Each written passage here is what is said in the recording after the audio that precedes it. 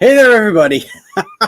It's been a while since we've gathered together here on this channel, so perhaps I'm a little rusty. I forgot to enter myself into the studio. But here I am, and we're going to be talking about comics tonight. You love them. I love them. We all started as fans, and I'm one too. I'm going to be showing off a bit of my collection. I see some folks in the chat may have misunderstood. You know, when I say my favorite comics, doesn't mean necessarily my favorite comics to read, like, you know, oh, this is such a great story, although that may be the case in some of these instances. But these were like my favorite collector comics. Like, I wanted them for a certain reason. And I'll go into why these are so meaningful to me. We'll start off with some of the traditional ones, you know, the classic Silver Age stuff, but then we'll go into the good stuff, because I've got a really pretty good collection of Golden Age books as well, and they all have a certain amount of meaning, because you can't collect everything, you know, and I found out early on that there are certain runs there's no way I'm going to be able to finish. I could never get a complete collection of Detective Comics or, you know, Superman or anything like that. At one point, I could have gotten, you know, Spider-Man. Because for years when I was doing shows in the mid to late 80s, every dealer and his brother had a copy of Amazing Fantasy 15. And they were universally $2,500 for a 3.0, 3.5 grade. Perfect, nice looking, readable, all that kind of stuff. But my kids were young, and I'm like, geez, you know, should I spend $2,500? You know, blah blah blah. Well, I mean, you can't touch a coverless one for $2,500 now, because the prices have just skyrocketed through the roof. So that's another series that there's no way I'm going to be able to complete. One of the ones that there is a possibility I can complete is the Fantastic Four, because I bought a lot of the key ones early on before they became very expensive. But the one I'm missing is the one that is skyrocketing through the roof, and that's FF number 5, first appearance of Dr. Doom. I've got 1 through 4, and I've got 6 through 30, and there's a couple smatterings of issues I'm missing here and there, but none of them are expensive. I mean, I've got the first Black Panther, I've got the Galactus Silver Surfer trilogy, got the Inhumans, I got all those key books. So now it's just plug and fill the holes on some of these other ones. But that FF5 is eluding me, and if it keeps going up, it's going to be one of those deals where I'm going to get priced out of being able to complete my FF collection, which I'm trying to get 1 through 102. I don't care about anything after that then. But 1 through 102 are the creators. It's Stan and Jack, and those are the issues I want to have. But be that as it may, let's see what other comic fans are in the chat here today. We might have some people showing up. I put the link out to some friends of mine, and we'll see if they pop in later with samples of their own collection. JP Roca is here. He asks, "What's good?" Davina Duckworth says she just watched Bullet Train, kind of dumb. I haven't seen that. Dr. Mass says, not sure if I have favorite comics, maybe favorite eras of storylines. I do miss my giant-sized Superman, Spider-Man team-up books. Yeah, I mean, I'm not going to go into the storylines that I love, just particular issues. Fritzy Schnizzle is here. He says, savoir-faire is everywhere. Davina says, I hope Buffalo is dug out of its snow by now. Not only dug out, but it's all melted. We've had like a bunch of days in the 50s. We're right down to the grass and asphalt again. It's crazy. Angry Gamer is here. Kenneth Feige. Dan Genovese. Genovese is here. Good morning. Or good evening, I should say.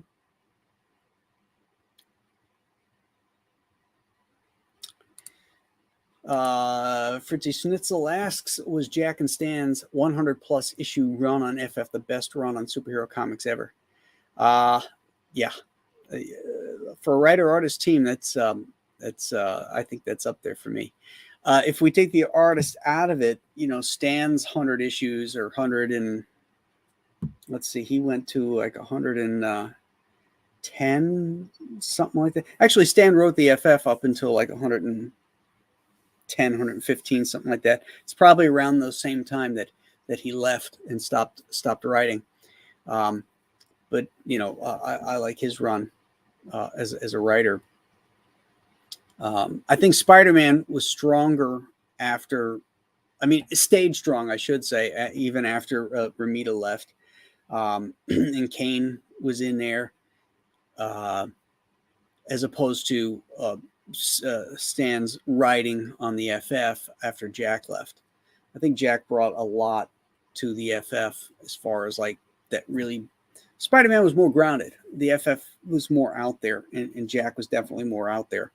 And, like in same with Steve Ditko, if you look at Spider-Man, all the great villains happened in Ditko's 38 issue run. The only characters that Romita, did in his run, even though the book became more popular, was the Rhino and the Kingpin. Really wasn't anything real memorable after that from his run. Dennis Shoemate is here. He says, Happy New Year, all. Happy New Year, Dennis. Huey Long says, what's up? Willie Wonkanobi, I've actually been working on collecting your Hawkworld run. Well, that's doable. What did I do? 26 issues? Something like that? 24 issues? I forget. It's like a 2-year run.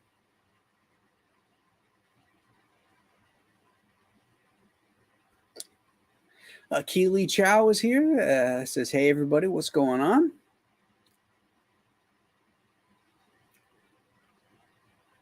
JP Roca says, Hawkworld was really good, especially since it was set in Chicago. Yeah, I cut my teeth on Hawkworld. That's a book that I think by issue 5 or 6, when I look back at it, I can see a sea change in my work. Like stuff was starting to click. I was less critical. I can look back on that and say, hey, okay, I was really starting to get it here. Hawkworld was great. It did get a little preachy. Yeah, I had some words with the writer and editor when we were doing that because they were preaching stuff that I didn't necessarily agree with either. But you know what? I was work for hire. But John Ostrander is an incredible writer. Even if we don't agree politically, he's a really talented writer, and he really knows how to develop character.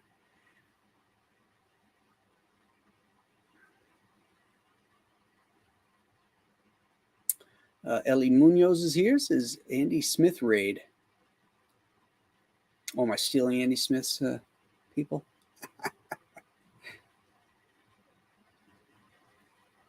Stat Zero reminds everybody that since we're talking about our favorite comics, one of your favorite comics of 2023 is going to be The Ghost of Matacumba Key. So if you haven't backed that, hit that link because you can't do a search for it because Indiegogo's shadow ban. So you need the direct link. But get over there and back it. You're not going to regret it. I can tell you that right now. Like one, Graham, the muscle geek, Nolan. Somebody's been watching my fitness videos.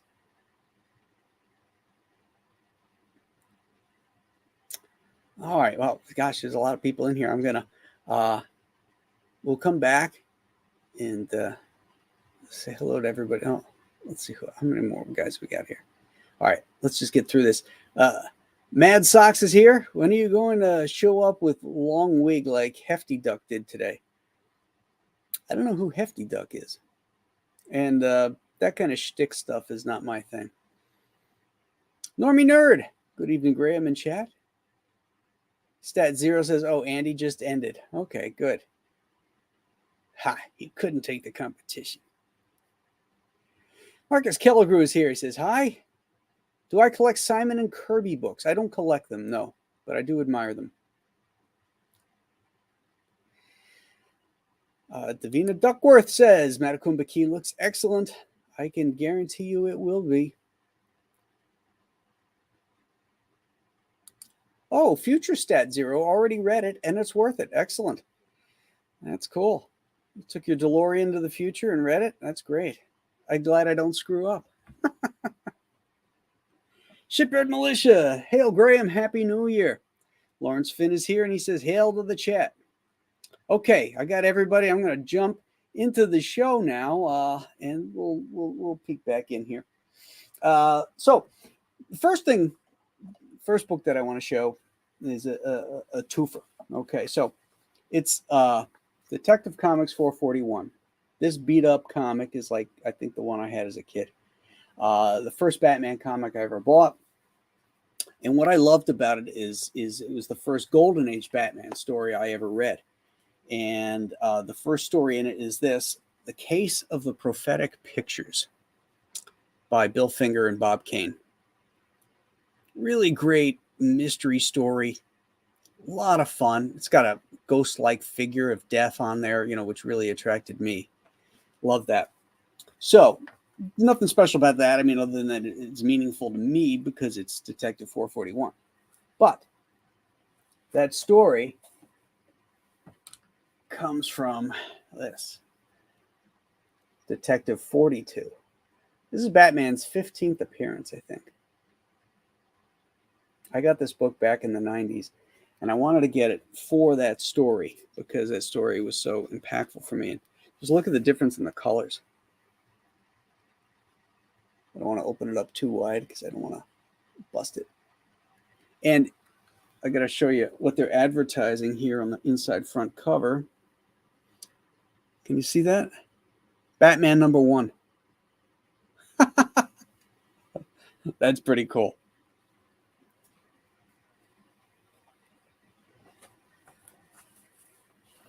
So when I was collecting some of these Golden Age books back in the late 80s, early 90s, they were story specific. I was trying to get the original published versions of stories that I loved, because I got a lot of reprints like the 60-cent Giants and the giant size treasury editions that Marvel and DC put out. In fact, this is one of the ones I've got. The other series that I collect. There's a couple series actually. One is Conan the Barbarian, and I've got a really great run of Conan. I've got 1 through 38. And I'm missing an issue, and then I've got quite a few. I'm only missing a sporadic amount of issues of that, and I've got #1, and it's in really nice shape. But this is the one I wanted to show for the same. Let me take it out of the Mylar here. For the same reason that this one was printed in the one of the Treasury editions. And if you remember the Frazetta cover of Conan, the first book, it was Conan on top of Thak, this ape-like creature, wearing a red cloak, a really crimson blood red cloak. It's my favorite Frazetta painting, too. And this is the story that was adapted from it. There's some, I got to just show you some of this really great Barry Smith storytelling. And this is the stuff that really attracted me when I was a kid was visual storytelling, like stuff like this. Let me put this up. Let me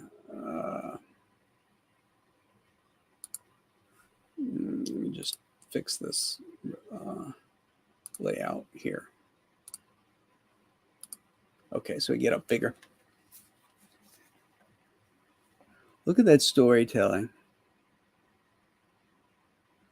You know, the ape creature's petting the. He's like trying to be human, and he pets that leopard, and the leopard bites him, and then he goes feral.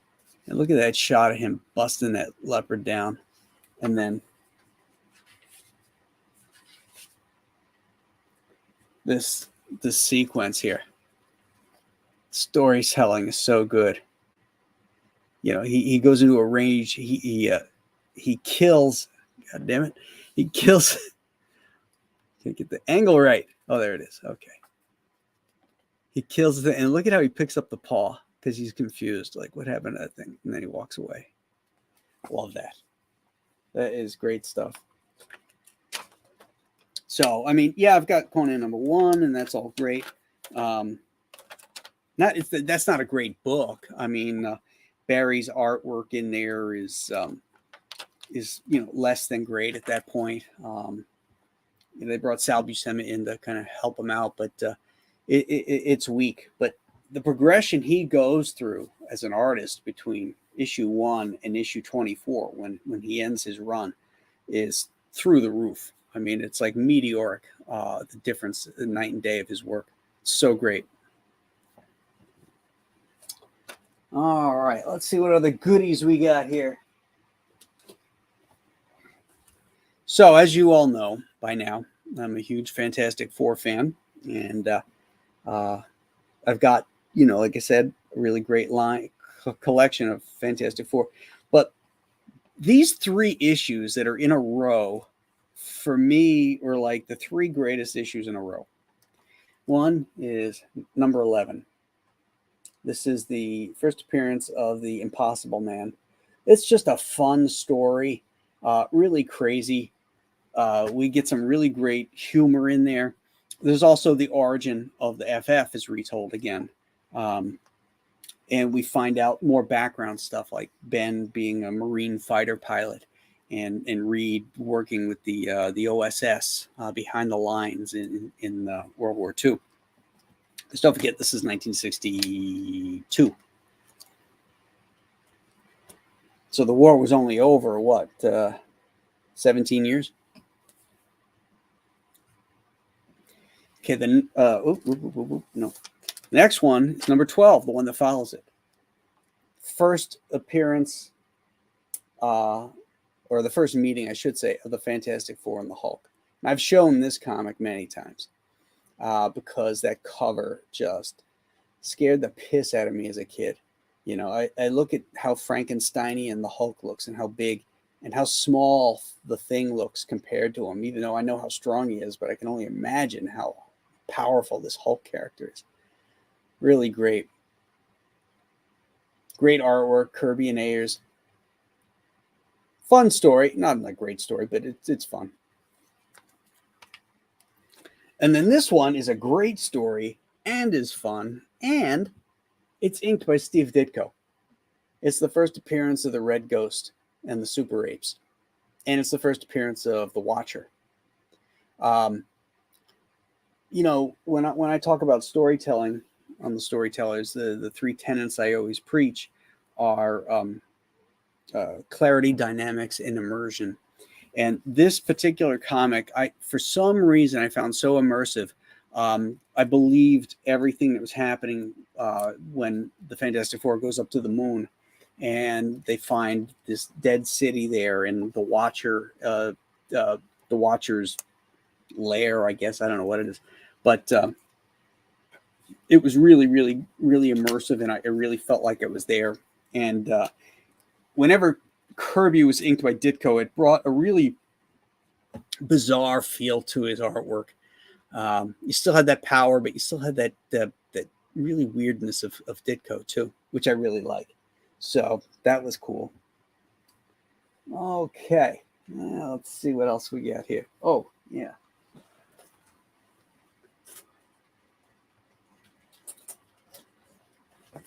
Hold on here, I gotta get my shit together.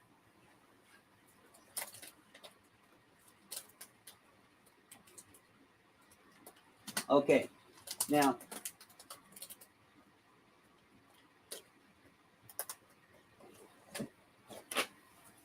I showed these on I think Ethan's stream when we were talking about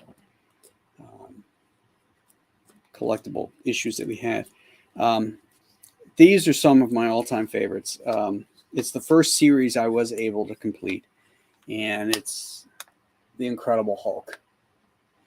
I just loved this character, particularly in this era. It's Hulk number 1.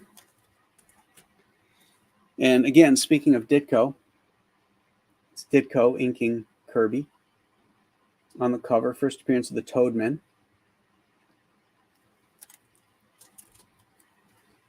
This great Kirby cover.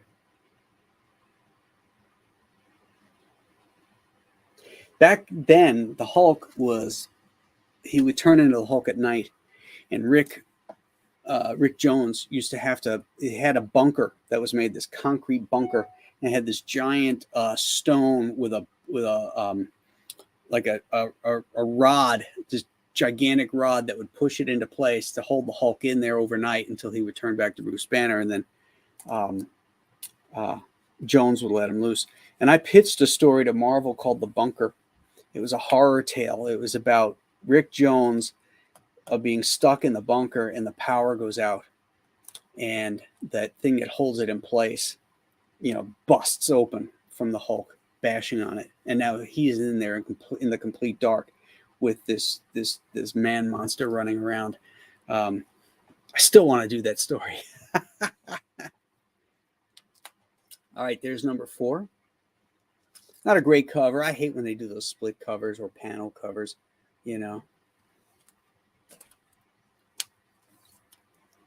Number 5 with Tyrannus.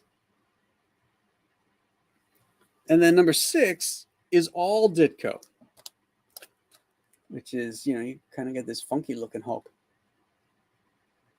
And then Ditko took over the strip when it moved.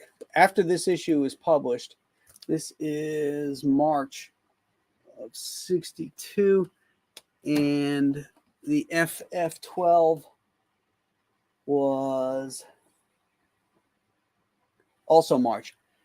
So this was the last issue, and then the Hulk appeared in the Fantastic Four, and then a few months later he showed up in Tales to Astonish, and that's when Ditko took over and started drawing those stories.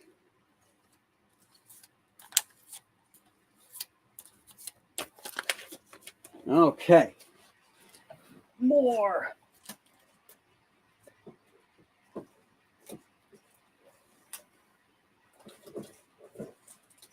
Oh yeah, in fact, here's the first one. That is October.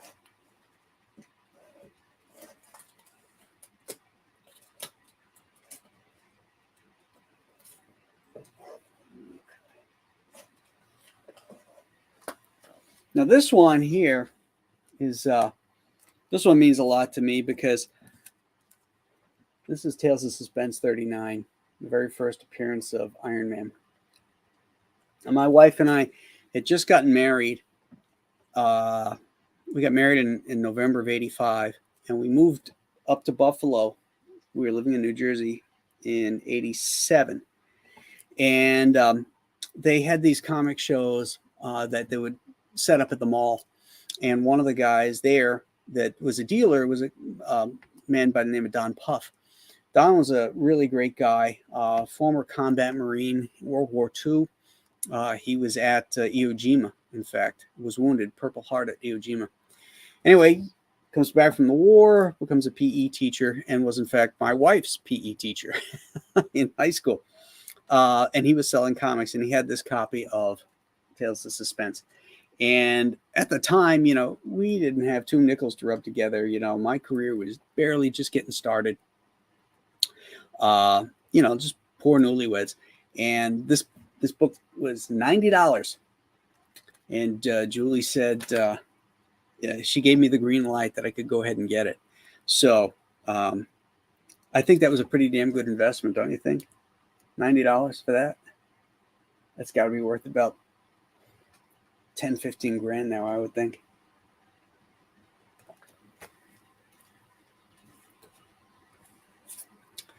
The other key Marvel I've got is, this one's in really nice shape. Journey into Mystery, 83. I forget where I got this one. I have no recollection of this one. FF number 1, I remember. I bought that's the most I ever paid for a comic. It's probably the late 80s. No, probably the early 90s, I would think. I think I paid, it's either $900 or $700 for that FF number 1. Again, another pretty good investment, I think.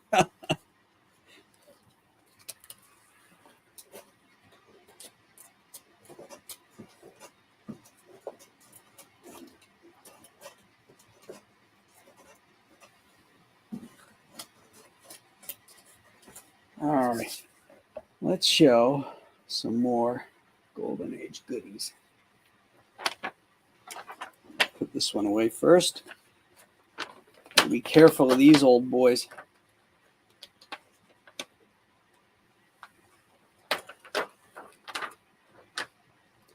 These books like this from the Golden Age that I got, again, I've had these for years. I haven't bought a lot of comics in a long time. Because the prices are just, through the roof. But, I got these back in, back over the years. All right, let's see here.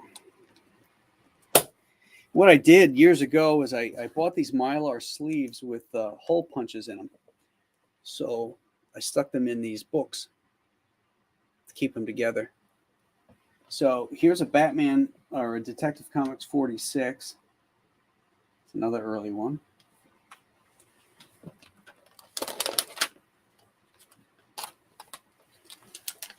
There's a 47.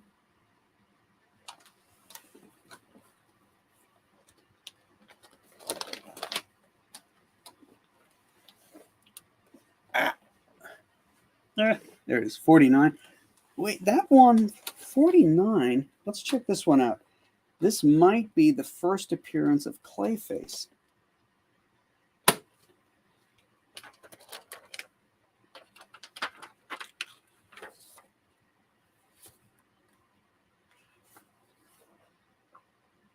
Oh, it's not the first appearance. It's the second appearance. Clayface walks again. Basically, Clayface back then was Boris Karloff. He was a horror actor and kind of a cross between Boris Karloff. Well, his real name was Basil Karlo. So yeah, they were riffing on Karloff. And I forget what happens, but he loses his mind or something. He gets scarred or something, and I don't remember really, but I just remember liking him because he was a horror movie actor. I thought I had the first appearance of Clayface. I wonder if it's this one, 47. Let's see. We'll find out together.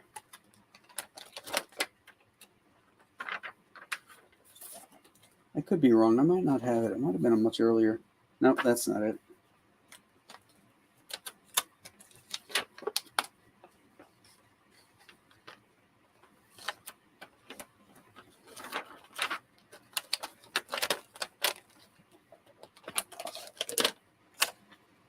I don't think it's this one either, but there's something about this one I liked, I remember. This is number 46.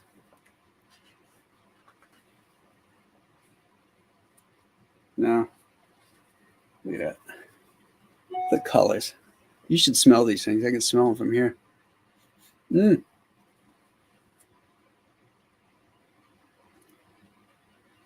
Such great stuff.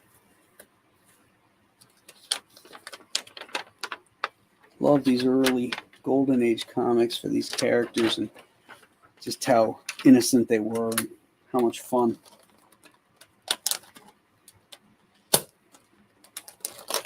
All right, so let's see. Let's get back to that. All right, so here's a number 54. These are sort of nondescript covers. Not a lot right now. Here we go. Here's a classic. This one's number 61, The Three Racketeers. Classic Dick Sprang cover. Can you guys see that? That's one of the books that was reprinted also in one of the 60-cent giants. Oh, this is a cool one. I got to take this one out to show you because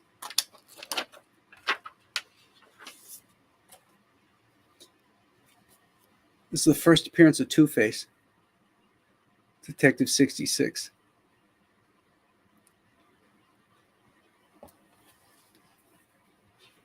Let's go.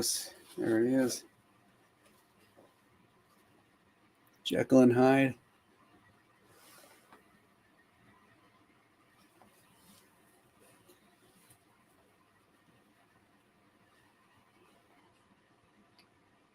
Oh, yeah, here's where he gets it. Sort of anticlimactic the way they show it in this version. But there he is. Here's the first shot of him in the story.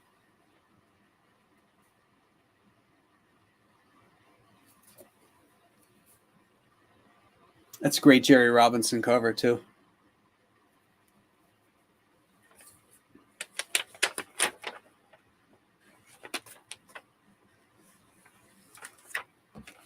Speaking of great Jerry Robinson covers,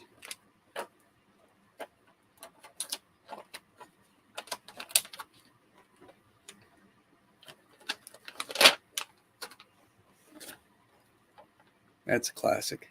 I got to take that one out so you can see it better. That original was up on Heritage. Look at that.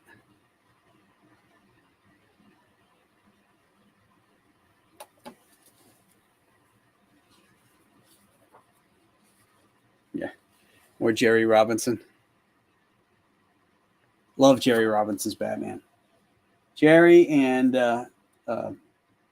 Dick Sprang were the bomb.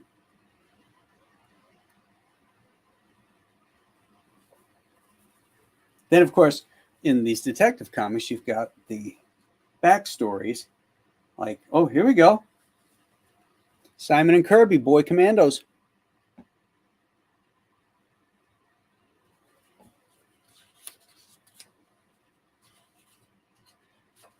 Oh, yeah, look at that. Great Simon and Kirby stuff.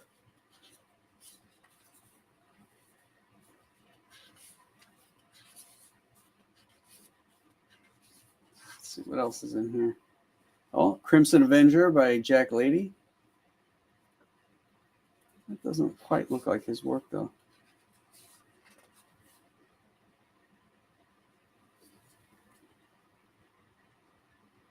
Every once in a while, you get some cool gems in the backup stories, you know?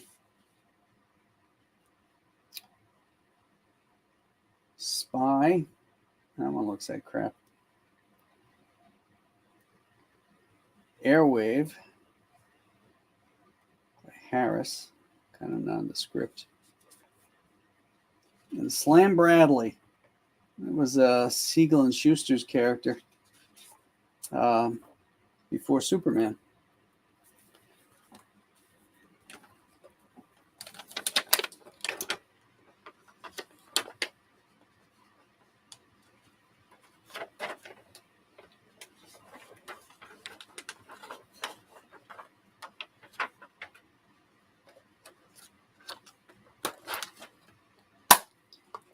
Okay. So while we're talking about these Golden Age goodies,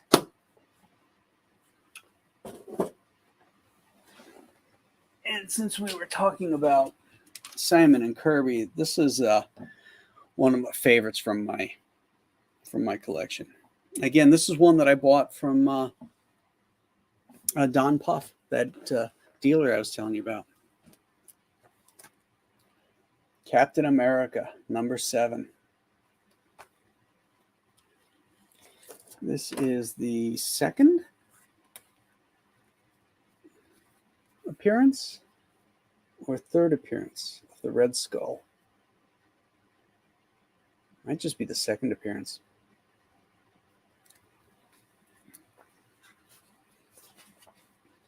Yeah, look at that.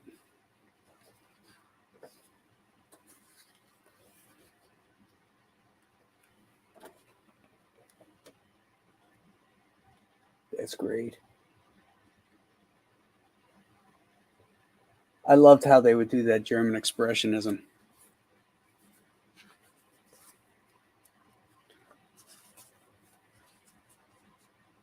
Just look at this.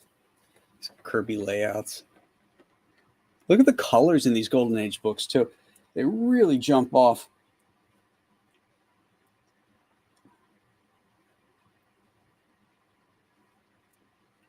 He's got like, there we go. His cap.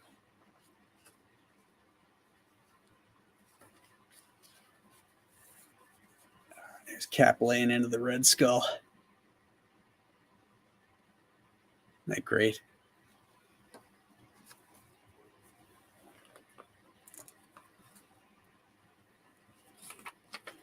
Wish I could remember what I paid for these things. There's only certain ones that stick out.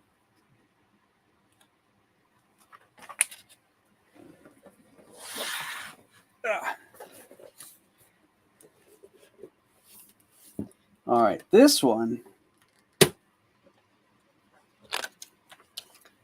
has got a story behind it.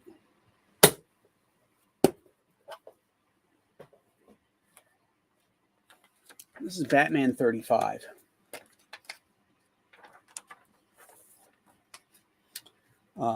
In the first issue of, I showed you Detective 441 earlier, but the first issue of Batman comics that I bought was that same month. It was a 60-cent giant, and it had a bunch of reprints in it. And the theme of the book was the Tales of the Trophy Room type of thing. They're all how Batman got these various trophies. And one of them was the dinosaur from Dinosaur Island. And that is this story right here. Again, another classic Bill Finger tale. This one's drawn by Dick Sprang.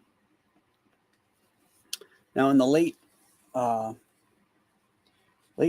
I had pitched to DC about doing a series called Tales from the Trophy Room. And then I would tell modern stories about, the famous trophies in Batman's, in the Batcave, but then also new stories of stuff that we've never seen before, because he's got this huge, trophy room. And so it would open up the opportunity to tell new stories and new trophies. Also, at one point, I had to design the Bible for all the Batman artists.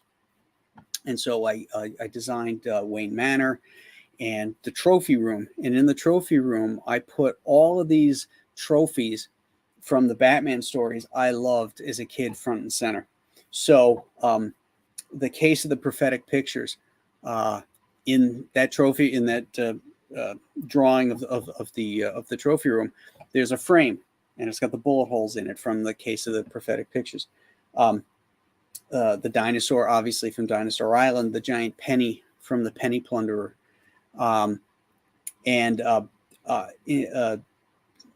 In Detective 441, that first one that I owned, the first news story in there was by Archie Goodwin and Howard Chaykin. There was a gavel that was part of it. There's this kind of Torquemada judge type guy. what was his name? The Gavel of Judge. Anyway, the Gavel is in there as well. And so, back to the pitching that series to DC. I wrote and illustrated 2 stories. The first 2, of course, were the dinosaur and the giant penny, and I put a new spin on them. Modernized them, and particularly the penny one.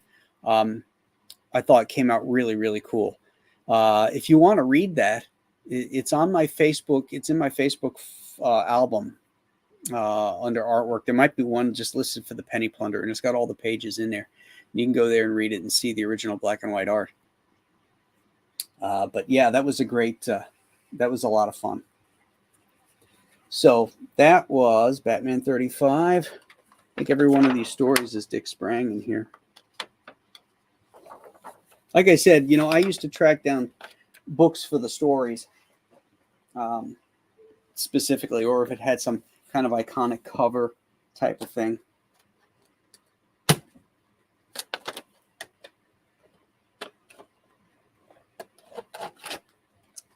Let's see. I don't know what here's a classic one. Yeah, this one had a classic story. This was the 1,000 Secrets of the Batcave. This one was a great Bill Finger story.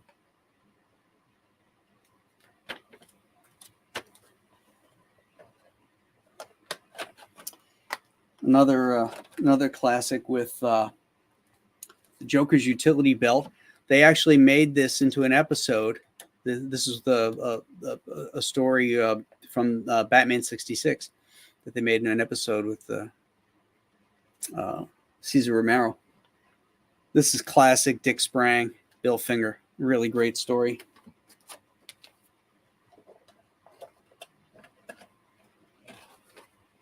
Okay, this one here is particularly cool to me.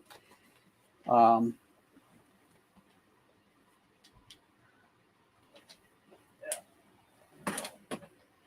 got enough room here.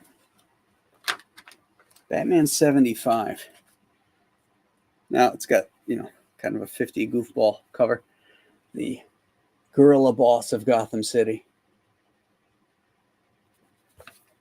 That's a Win Mortimer cover. But the reason I got it, again, story. Outlaw Town, USA. Now, the very first comic that was in my house that was a Batman comic was, I think it was Batman 228. I don't know how it got there. Some family member must have given it to us or something like that. It was coverless. And it was all reprints in there. And the first story in there was this one. So this is like the first Batman story I ever remember reading. And it was just such a great concept. It was about this, how there's those crazy laws that are still on books that nobody's ever addressed, and they don't really, enforce them unless they have to. And this was about someplace in Nevada or something where the law wasn't allowed to enter the town limits or something like that. So it became a place where all these crooks would go, and they're living in Outlaw Town. And it's sort of high noon in the way that Batman's got to go in there by himself with no police because they can't go in legally. And so Batman's got to go in there and bring this guy out. Some bad guy, I forget what he's charged with. But this is so cool. Love that story. Look at this. That great Dick Sprang art. So awesome.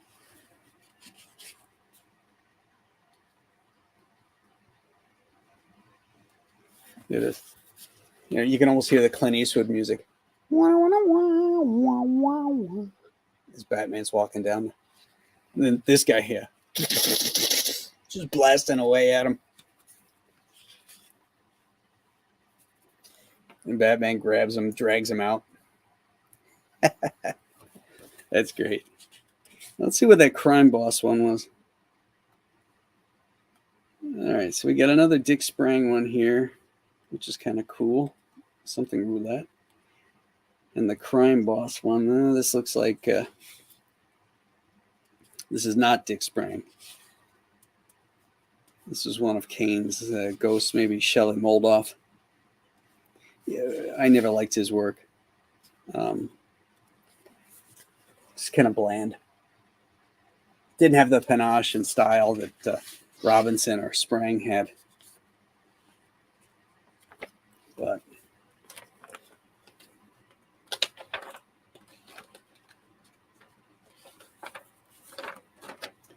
all right, let's see here. Oh, here's a cool one. This is the return of Two-Face. You know, this is his first appearance in the Silver Age after his appearance in the Golden Age. Again, that's another Win Mortimer cover. He did some really great covers for Superman and Batman back in the day. Hey, Man Winter. Hey, when you're talking about comics, you can't keep me away. I know. And you missed some really great golden oldies here. You'll have to watch the replay. Golden Age, baby. I got a feeling you're like almost exclusively a DC guy, while I'm almost exclusively a Marvel guy. Oh, no, I showed my Marvels. Okay. I showed some Marvels, too. And there it is. There's that classic Two-Face strikes again. Oh, my gosh. Dick Sprang. What issue is that? This is number 81. This was 1954. Wow. Well, I got to show you. This is the one I showed. This is my oldest one. Detective 42. Holy crap. That looks like it's pretty nice shape, too. It is. Yeah.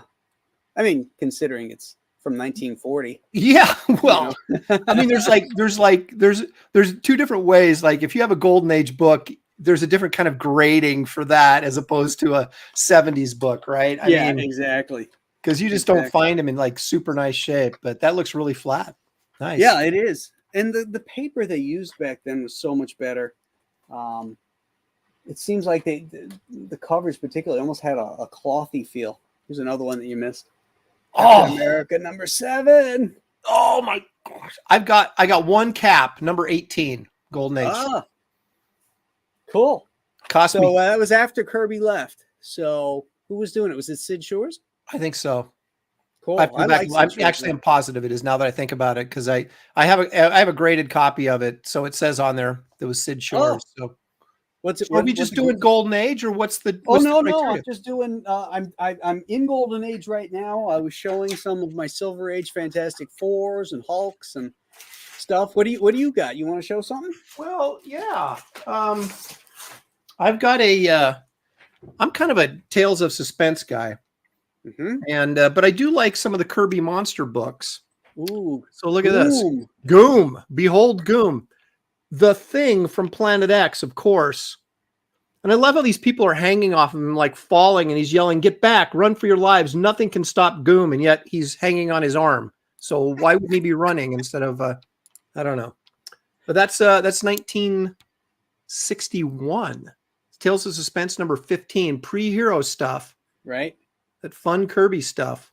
So yeah, if I can find a good Kirby book, Kirby monster book, in like, nice mid-grade, I grab it. Wow, And, that's cool. I got some that are slabs, some that aren't. They're getting harder to find. Yeah. Now, my wife got this for me for my anniversary this year. But this is a nice one. This is Tales of Suspense 64 and a 9.2. How about that? Wow, that's sharp. That's got I think it's like the 4th appearance of Hawkeye or something, but it's the first Black Widow in costume, in that goofy little costume. Oh, yeah. Look up there on the ceiling there. Yeah. And of course, Captain America fighting the terror of Sando and Omar. What number is that? 64? 64. Let me see if I got that. That's 1965.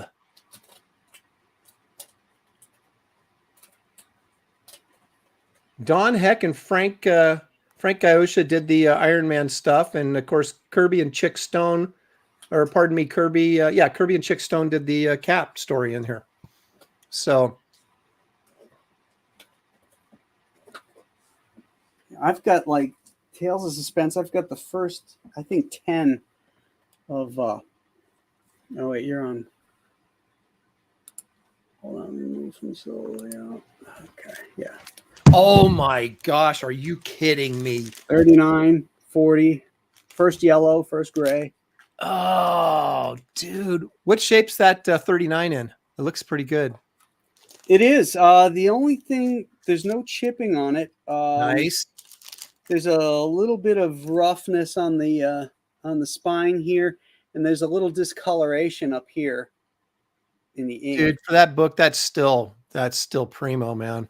I was telling the audience, I bought this in like 1987, and I paid $90 for it. Oh, and at the time, $90 was a lot of money. I had to it was in 87.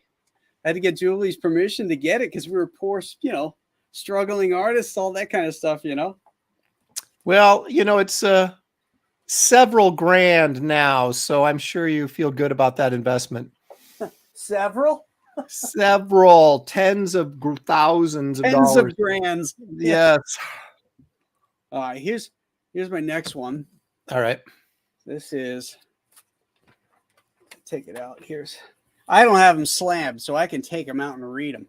Yeah, well, you got yours. I bet you bought most of those in the 80s and 90s, didn't you? Well, this one I bought in 1977 because it's signed by C.C. Beck. Holy crap. And that looks like that's in really nice shape too. It is. Wow, look at that. Yeah. And you should see the color. I mean, the color is a little faded on the cover, but the interior colors are pretty incredible. Those reds are really bright. Yes, that's really bright. Yeah, the reds and the blues are really, really bright. Somebody took care of that, whether they meant to or not. Look at that. Yeah, C.C. Beck was the first professional I met. So did you get that at a convention that he attended or something and have him sign it? Yeah, it was in Orlando. Wow. So when I was living in Florida, and C.C. Beck was living in Florida, and he used to do the Orlando Con, and I caught him in a hallway and gave him this comic to sign. He's super sweet to me. I was a nervous kid, and he's oh wow, that's an oldie. I just bought it. I just bought it there because I knew he was there, and I wanted to get him to sign it. Wow. I got. What do I got here? Give me a second here. Like I said, I've been picking up recently, like in the last couple of years, I've been trying to get caught up in my Tales of Suspense. And whenever I order something, this is the Sleeper Awakes. Now, if you remember back in, this was 65. Yeah. They had a run of Cap stories and Tales of Suspense, and they were all new Golden Age adventures of Cap. Yes. Mm-hmm. And so this is, like him fighting the Nazis and all that kind of stuff. And I got this, the Washington State Summer Con. No. Josh picked this up for me at San Diego. I wasn't able to go to San Diego this year because of Shelley.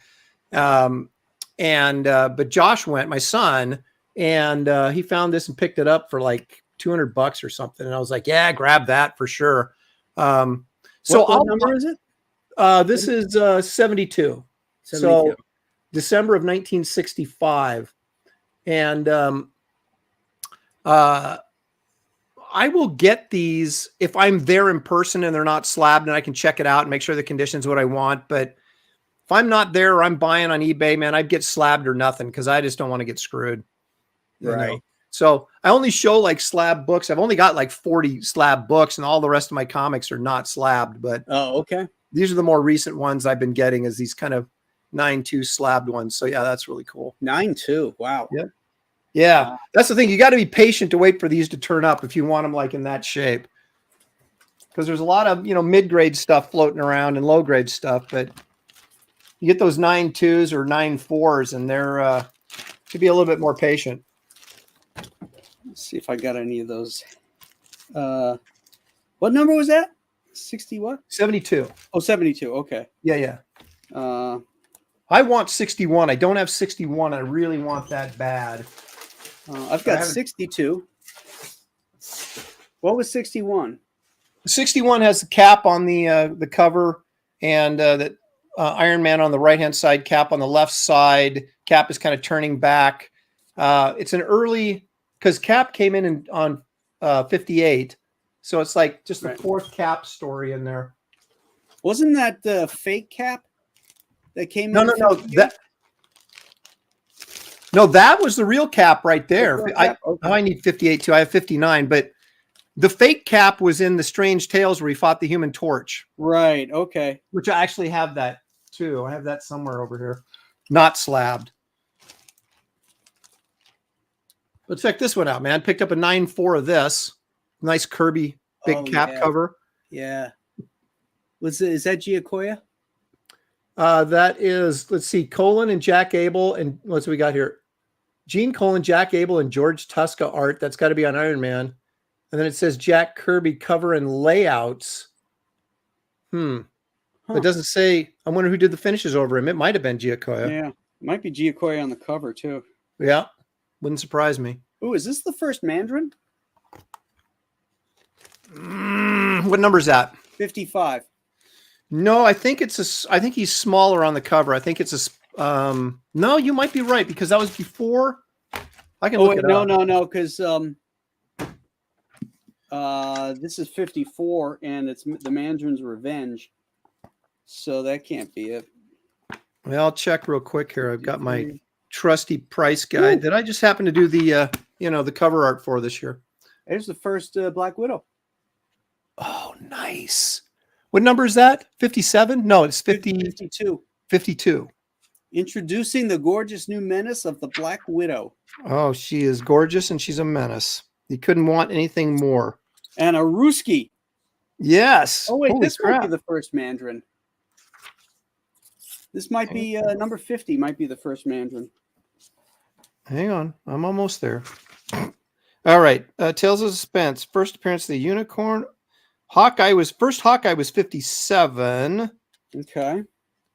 Let's see. Hey, 53 has the Origin of the Watcher in it. How about that? 53? Okay, 52. First Black Widow is 52. First Mandarin is 50. Yep, that's it. Yeah, there you go in the chair. Yeah. That's gone through the roof. That's the problem, man. If you get these, well, I'm buying some of this stuff now, and it's so expensive. You got in earlier. That smell. I know that's the one thing I miss when these slabbed. You can't open up and get that old newspaper print. Hey, look what was on sale. Spidey number 9 with Electro. Oh yeah, those house ads, those are great. Yeah. In that Detective 42 I was showing you, there's a house ad on the inside front cover for what's on sale. Batman number 1. No kidding. Yeah. Oh, jeez. Do you have a decent amount of Golden Age, or is it just a few? I got 2 books filled. Oh, really? Yeah. I'll show you in a sec. What do I do with my yeah, there it is.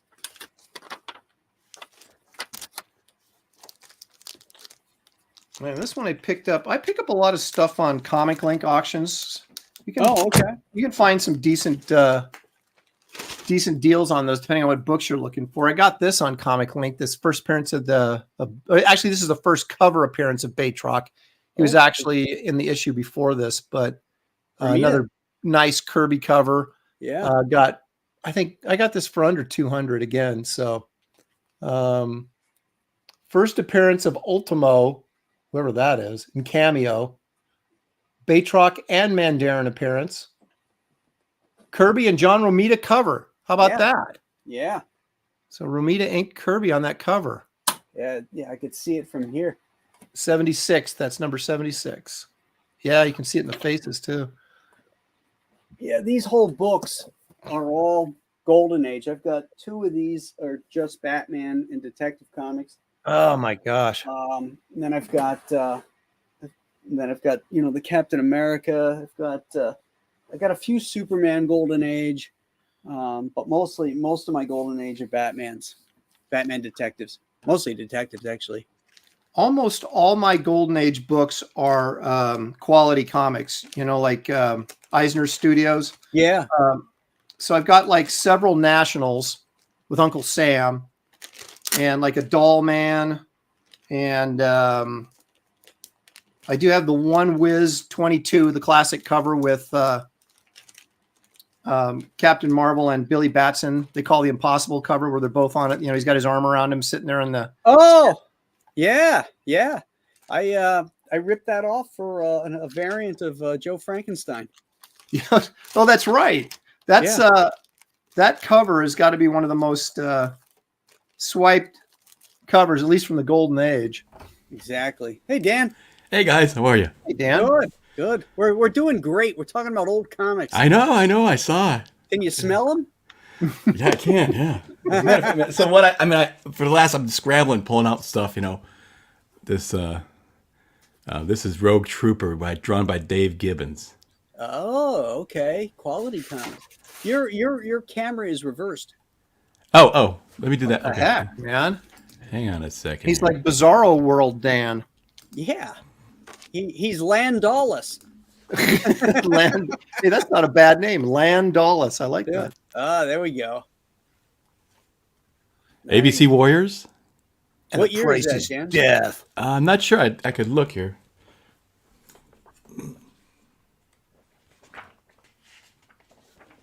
I just picked this up not too long ago in 9.4. Oh, I love that issue. I got that one.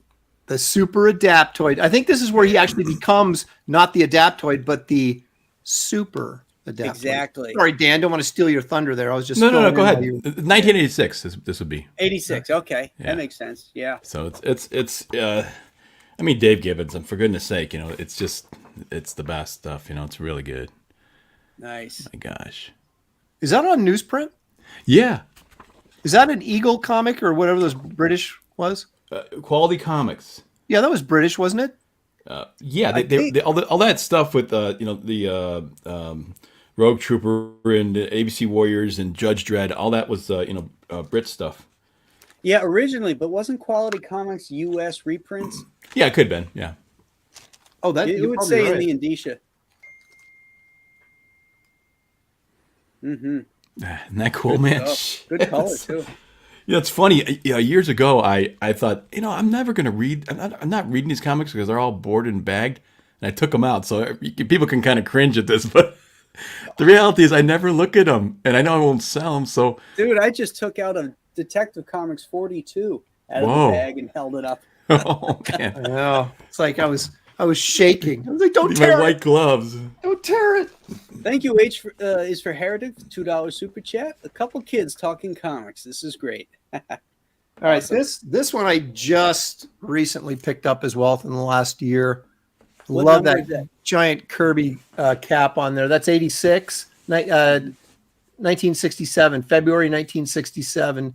You've got Kirby, Colin, and Frank Gaosha, or Gaosia, or however you pronounce it. Giacoya. Giacoya. So I wasn't even close. But yeah, another one of these. I kind of pick and choose. I don't know how you guys are, but I don't get every single issue. I get the ones I really like the covers on, Mm-hmm. from a run or whatever.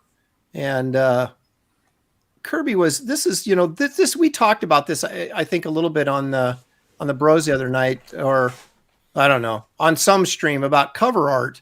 Yeah. Right. And, just a big central dynamic figure and how powerful it can be to sell a book. Yeah. Those are and the there's- things I look for, Yeah. I mean, you look at that cover and you're just like, wow, it's got this huge Captain America. He's battling and just like, it makes you want to buy the book. And this is sort of that sort of storytelling on cover art is just disappeared from mainstream comics, Yeah. Ramita and Kane were great for that kind of stuff. Oh, yes. Speaking of, there's Kane right there, right? Yeah. Vigilante. And I think Keith Pollard drew the inside of a lot of these. Keith Okay. Pollard is really good. Yeah, Yeah, he's the one that made Vigilante. It was good, imagine- solid drawing. But here's what we're talking about, you guys. This big, bold figures, bold colors. They Yeah. weren't afraid of color. You'd want to pick this up. It's pretty cool. Yeah.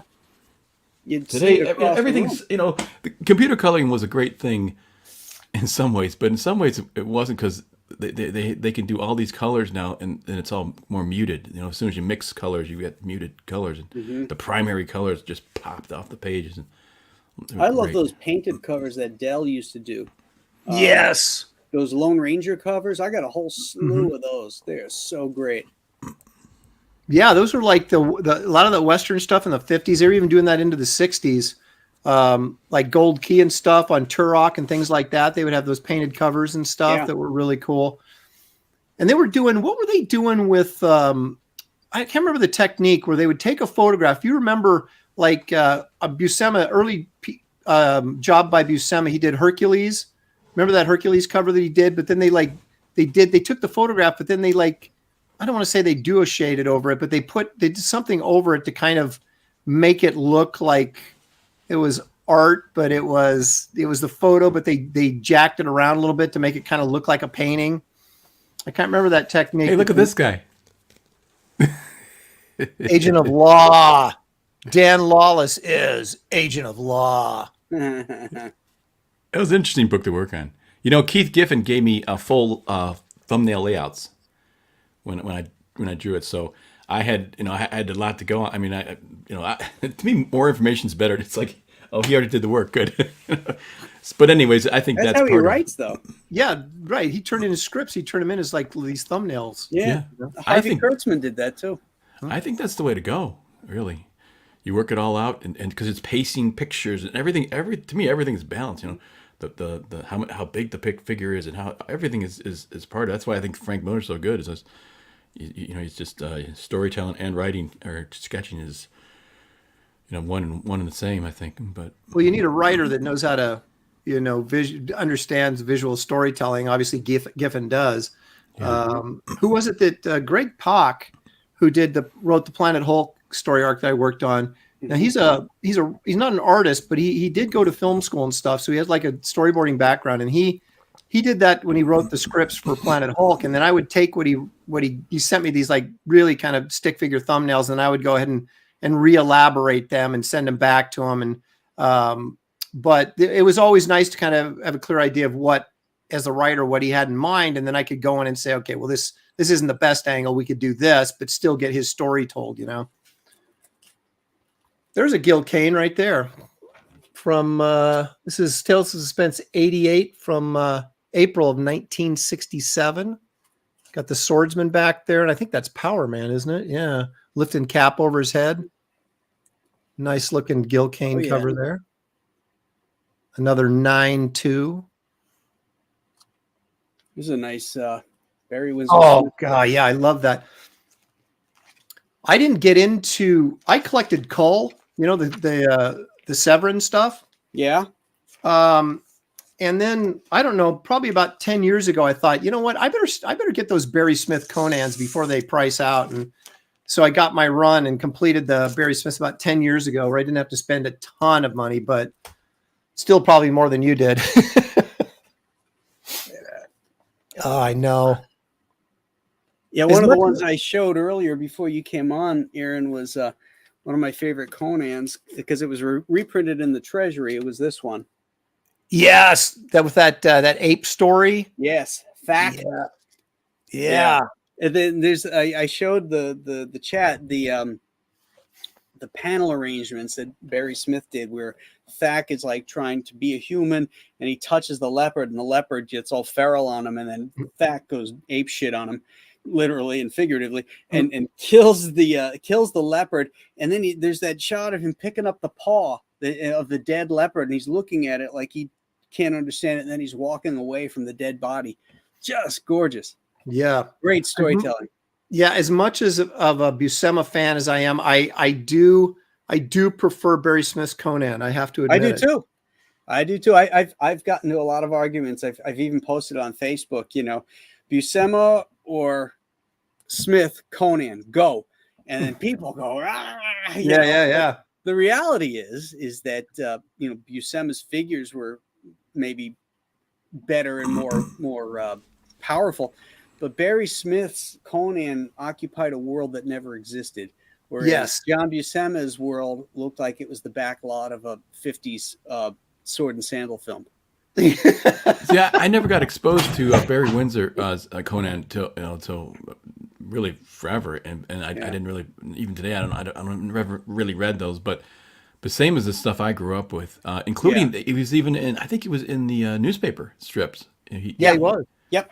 So I remember being a paper boy, and I would always Sunday morning I'd flip open and I'd read Conan and I'd read Gil Kane's Starhawks. Oh, cool. And that was like the highlight. I'm in the paper station just going, reading it, and had to read those two.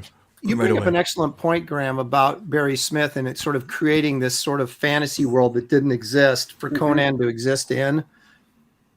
And that's what makes those books so memorable. I mean, of course, all the hyper detail and all that kind of stuff that he did, but at the same time, it really felt like a fantasy book. Yeah. And it's much more immersive. Yes.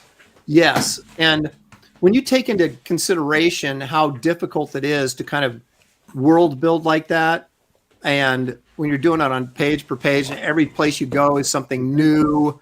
And I mean, I had to do that a little bit. Well, actually, I had to do it a lot, but only for 7 issues on Amethyst, where I was like creating new buildings and new, and it was really difficult, but it was also so rewarding to kind of challenge yourself in that way and see what you could come up with. Right. And that's kind of the appreciation you get out of that Barry Smith stuff. Have you seen the Red Nails book? Oh, well, you talking about the reprint one? No, I don't have that. Who is it? IDW does those art editions. Well, another company did Red Nails. Yes, I've seen that book, but I haven't sprung for it. I've got the Savage Tales, where it originally appeared in, but I didn't get that reprint. I probably should. Look at this thing. Holy crap. It's gigantic. That's like a $200 and some book, isn't it? Yeah, it was. Yeah. I think it's more now. This is the slipcase. Judas Priest. That is huge. Yeah. But look at this. I can't even get him in the screen. It's so big. Let me go to full screen here. Yeah, do it. Full screen it.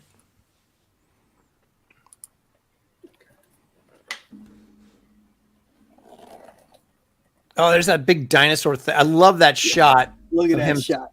Yeah. He's like, Ted Williams swinging for the fence in that. Yes. Look at that. The detail is incredible. You can see all the blue lines on the artwork. Oh, really? Oh, yeah. The composition. It's from Savage Tales, 1973. Yep. They said I have the issues of Savage Tales. Was that Dark Horse? Someone asked. I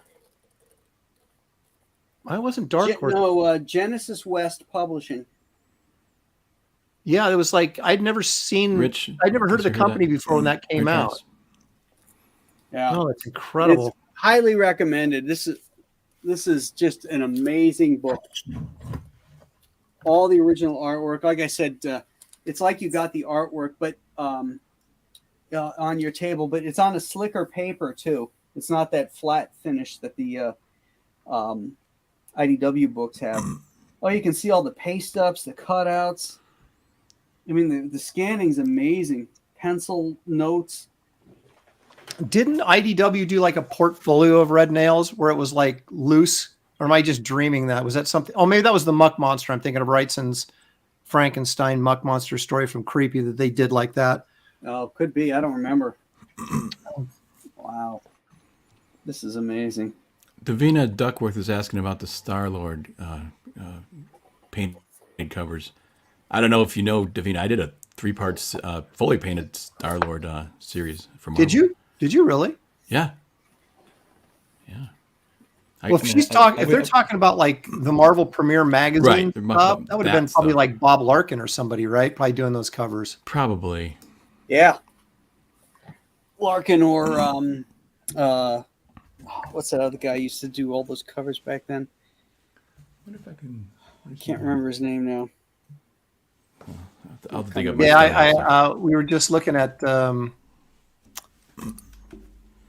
I went to eBay real quick, so you can get one of those Red Nails $250, Okay.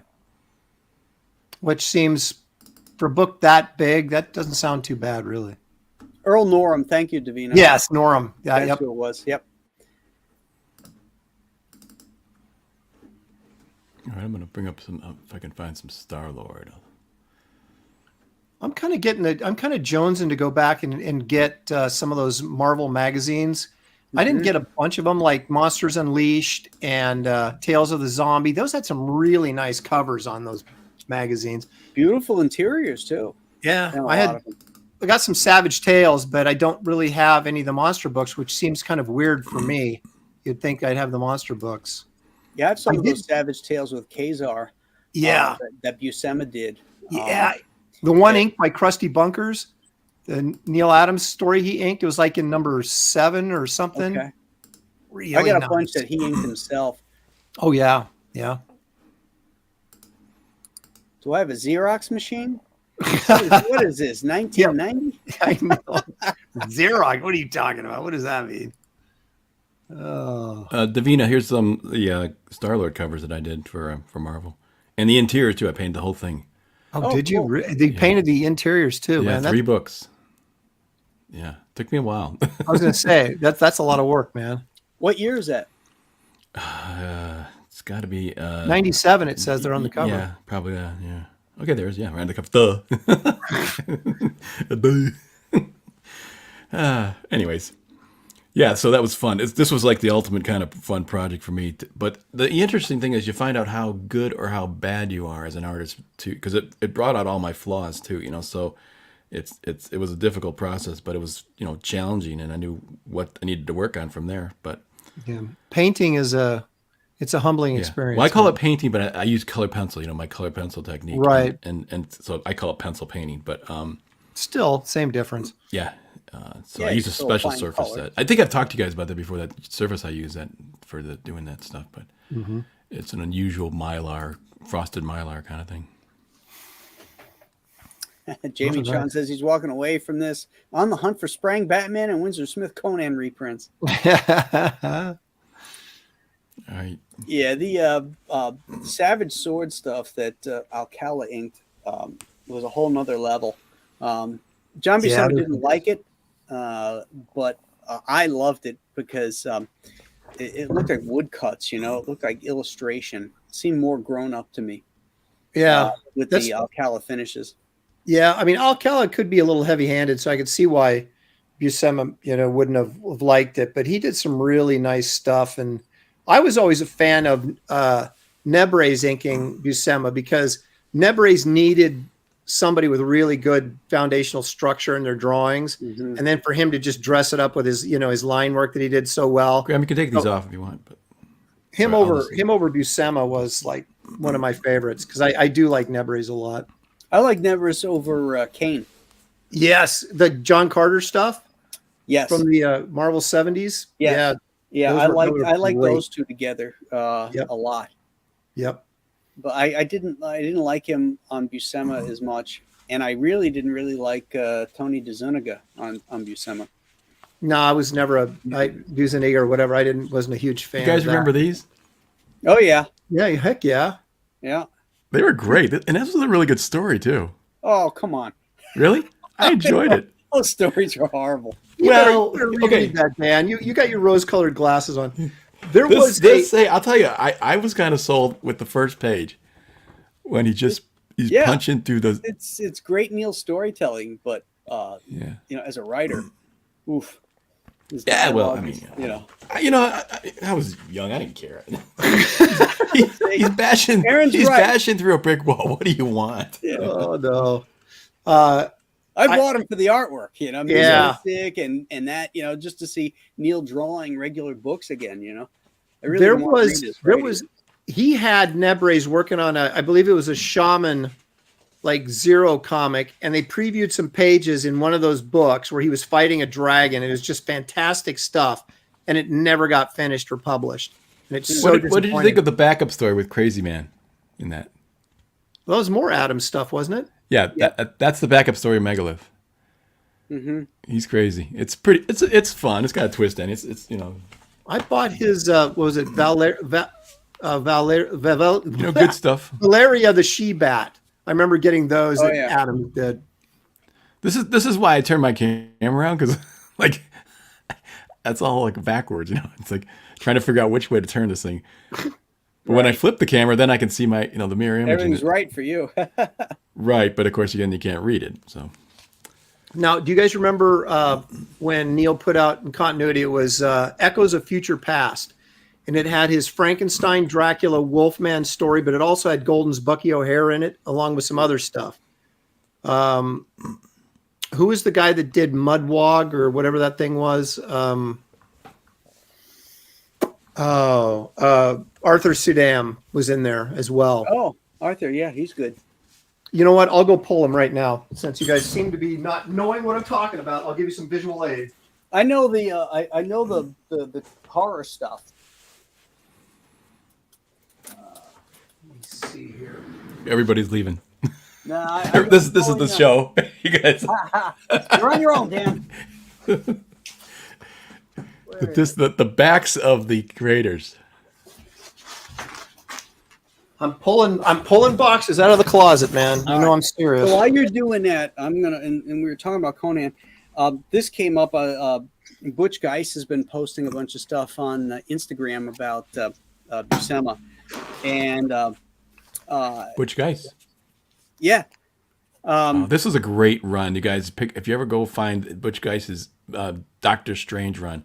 It was really something. Yeah, he did nice work on that. I think actually, and the coloring in this was really nice too. And it just I don't know. It was the right fit for him at that time. Yeah. It was perfect. Jeff Isherwood did some nice Doctor Strange stuff too. I'm sorry, go ahead. Yeah, the thing that brought this up was that Buscema had left Conan for a few issues, and Chan had left even before that. But the two of them get reunited in this issue, and this issue just blew my mind because it was like the two of them were on fire, and Chan was in a whole nother place. If you look at the artwork in here, it's much more. Here, let me blow yourself up. Yeah. Blow yourself up, Graham. Blow yourself up. Wouldn't be the first time. All right. It's much more illustrative. That's Ernie Chan? That's Ernie Chan. Wow. Yeah. And when you let me see if I can get look at this shot here. The ships. Oh, those are nice. Isn't that gorgeous? Yeah, that is. I mean, he had a few issues here where he was just on fire. Look at the figure work too. It's not as heavy-handed. You look at the line work around the character. Mm-hmm. There's a much more subtle approach to it than that really heavy outline stuff that he was doing. Eventually later on. Yeah, because like you can see little fine lines on these figures. That's really nice. Yeah. He drew what was it? Claw the Unconquered for DC. That was Ernie Chan. Yeah. And some of that stuff I thought was pretty nice in there too. I think I was in junior high when this book came out, and I was like, "Oh wow, yeah, look at that, just great." Mm-hmm. It lasted for a couple issues, and then he started going back to that heavy shit. All right, here's that Echo of Futures Past, Graham. That's the first issue there. Neil Adams cover, obviously, kind of reminiscent of Tarzan or whatever. Yeah. And so it had Golden's story in there, Sudam, Tule, and then Adams' monster stories ran in here. What was the one? There was an Echo Future. That's the one. Yeah, I think that's a great cover. That's Sudam, right? Sudam, yeah. That's cool. And then cover. Third issue gets the Bucky O'Hare. That's Golden. Yep. See, you know that one Echo with the mammoth is great because reduced down, it still holds up. And I remember seeing it in the back of a comic book, printed small, and you could it just read from that distance really well. Yeah, there's another Sudam cover. Then 6 is I don't know what he's got going here. It's Adams got some sort of angel devil thing going on. I don't really know. That's a little weird. Not sure what that story's about. And then again, Bucky Bucky O'Hare. So yeah, so the original Bucky O'Hare stories ran through here, along with that Frankenstein Wolfman Dracula thing that Neil Adams did. Is Are in those here comic as well. book size or are those magazine size? No, they're comic book size, Oh, just okay. regular comic book size. But it was like some of this stuff that he did for continuity. It seemed like it would just kind of like it would sort of creep out into the store, but you had no idea it was coming, and oftentimes you'd miss it. You know. Mm-hmm. So I didn't even know this existed, and I just happened to come across it at a convention. And I'm like, "What the heck is this?" And I flipped it open, and I was like, "Are you kidding me?" So I grabbed them. That's cool. There's nice stories And in there. speaking of reprints, Oh yeah, Oh yeah, I got some of those. a Foster and a Wally Wood. Who'd you Hang say, on a sec. Foster? I think it's I think this. Hang on a second. No, it's not Foster. Let me see what it said. Thought I said. It might both be Wood. I got one issue. No, of sorry. Thought I said that's my eyes. It's Feldstein. Oh. yeah, Feldstein, yeah. yeah. I got one copy of that. I mean, an actual EC. I got some of the horror books, but there was the Al Williamson, with the space girl, and she's kind of This turning one. back This is like the this. Wally. That's good. Yeah, that's a good Gosh one. darn. Mm-hmm. It's cool. Wood I was just bought so it. good. I bought it for the cover. Yeah, Wood was so good. Good coloring on it too. Yeah. Marie Good Severin brown. used to color a lot of that stuff. Did you guys see me color that Frazetta with a space moon, with the moon in space with that That has the hippie big caveman bearded one? guy on top of the spaceship? Yeah. Because every time I saw that colored, I go, "Oh my god, what did they do to it?" Like they colored it with reds, and it was just What is butchered. that cover? I mean, I don't understand that. I don't know. It's cool, man. There you go. That's That's imagination. Williamson. What is it? Yeah, that's Williamson Inc. by Frazetta. Nice. Can you imagine getting Nice. any of this stuff today? It seems like imagination is gone. Just people don't, This is They're what not I think selling we're- imagination anymore. They're selling politics. Yeah, they're selling or agendas, and it's I just got like one. it's like where's the fun? They're fun killers. They're wet I blankets. know. It was like when we were kids, it was so hard to, if you only could get a couple books, it was really hard to choose because they all looked so like fun and exciting, and now it's like trying to find one you'd actually want to buy is the hard thing. And they're unreadable too. They don't. Yeah. They don't. They're. I don't know. I think they're just not very good. They don't understand sequential storytelling at all. No. Oh, yeah, that's classic. Man. It's Johnny Craig. Yeah. I'm getting a lot of shine. Let me see it. Yeah, let me pull it out. Blowing that guy's head up.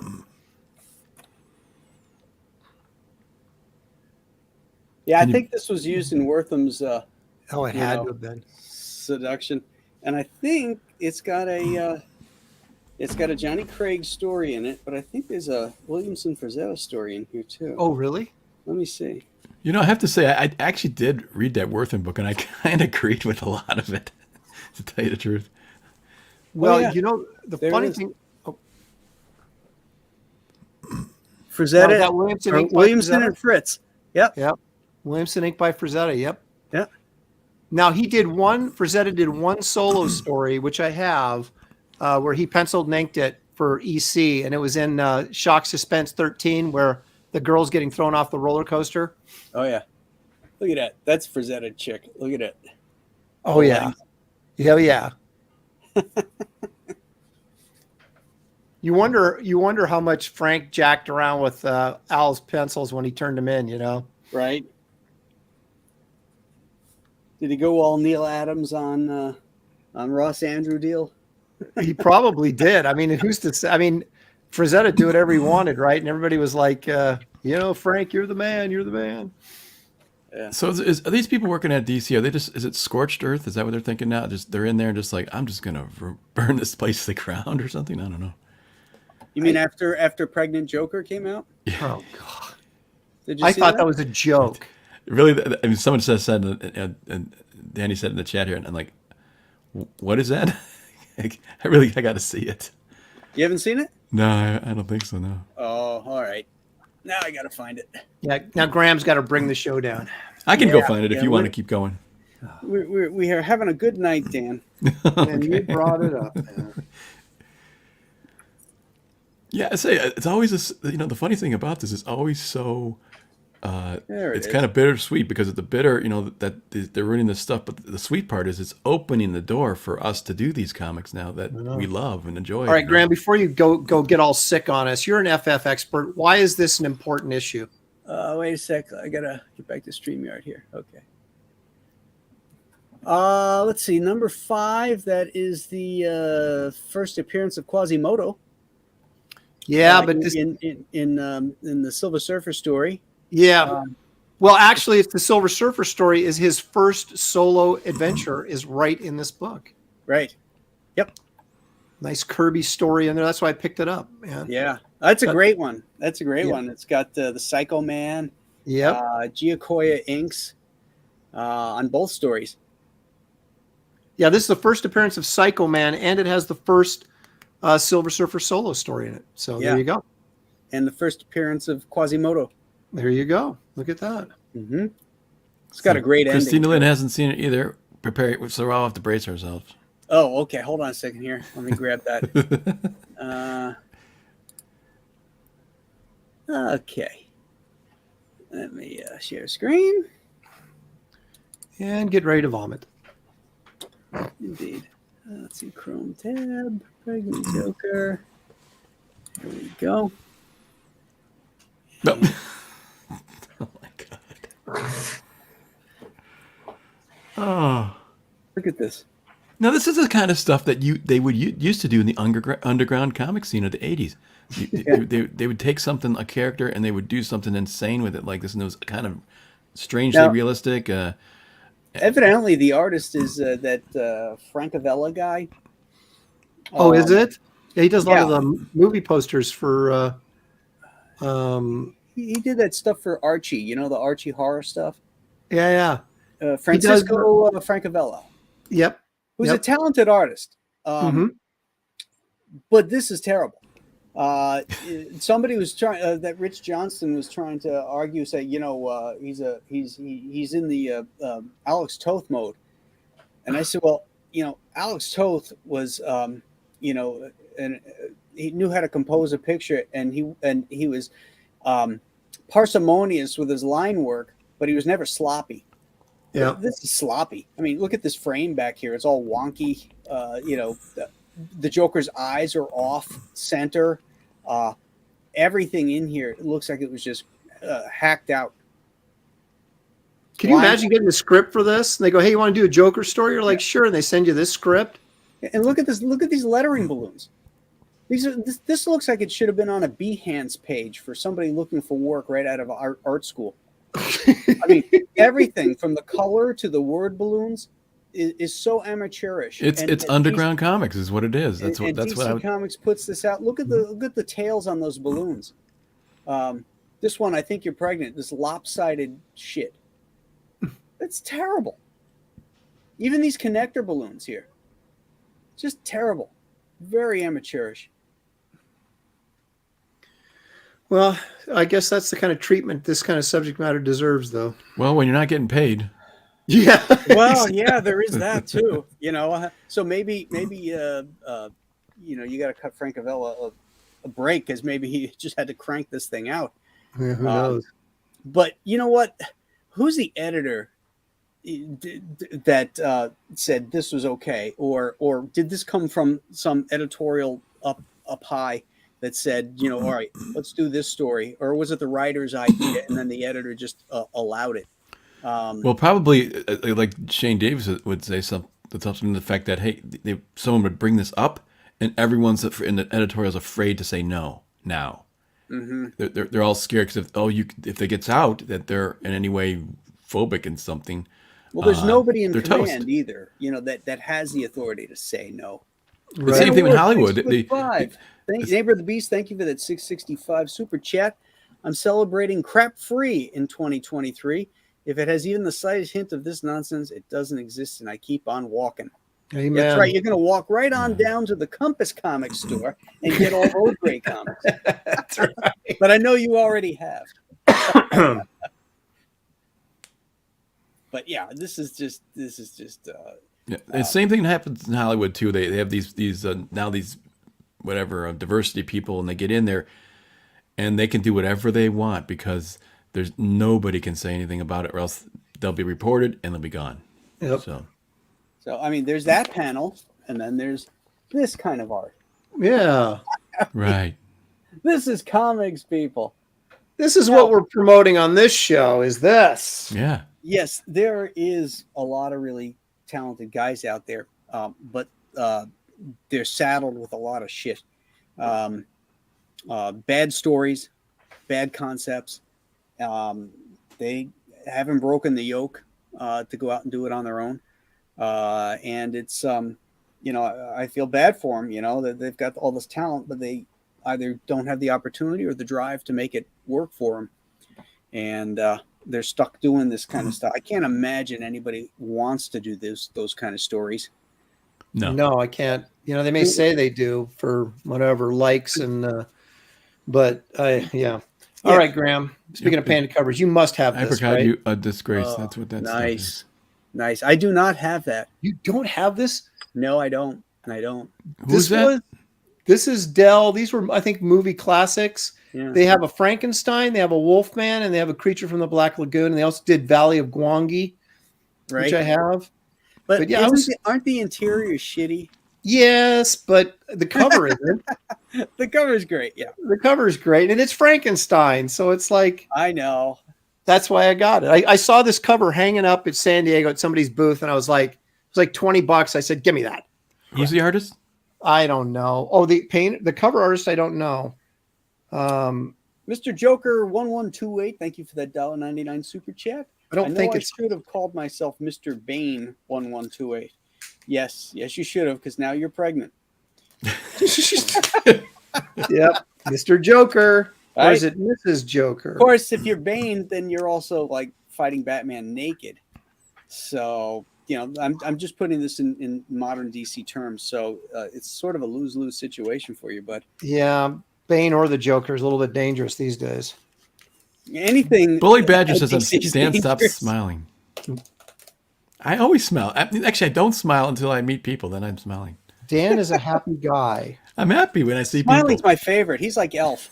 Yeah, smiling's my favorite. I like to smile. Smiling's my favorite. People have always said that about me, though. Dan, you're always smiling and stuff.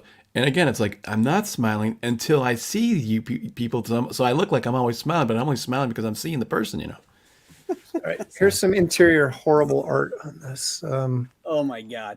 Yeah, it's terrible. There's no credits given, so I'm assuming that probably artists are probably happy they didn't get any credit. No credits given, no credits wanted. That's right. Yeah, it doesn't Travis say. T, thank you for that $2 super chat. Any of you have Astounding Sci-Fi from August 1938? No. That would be a pulp. Yeah, I was going to say that's a pulp magazine, right? Yeah. No, but I do like your shark avatar. That's cool. You guys remember? Is there something about Astounding Sci-Fi in 1938? Was there something in that issue that we're not aware of? Like a Conan story or something? No, it wouldn't be Conan. He wasn't in that, I don't think. 1938. I don't think Doc Savage would have been in there.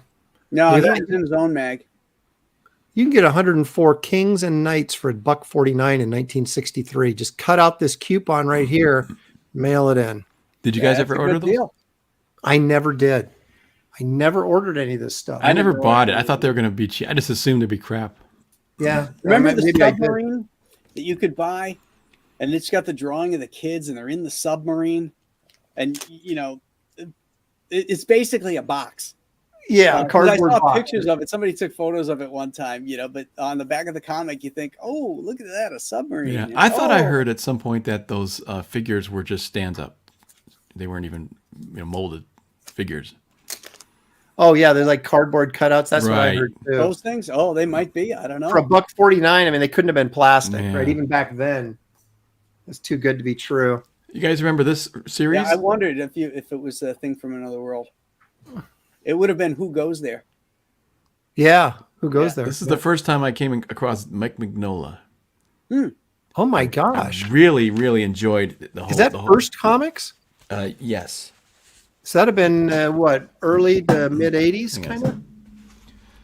I'm beginning to think Dan doesn't own a comic before 1980. Yeah, I don't think he does either. Well, here's the thing: is I love comic book art, so I collected for art, and all of my comic books were approached that way. So that's why I got Judge Dredd and I got Corum and things like that. I went outside the box.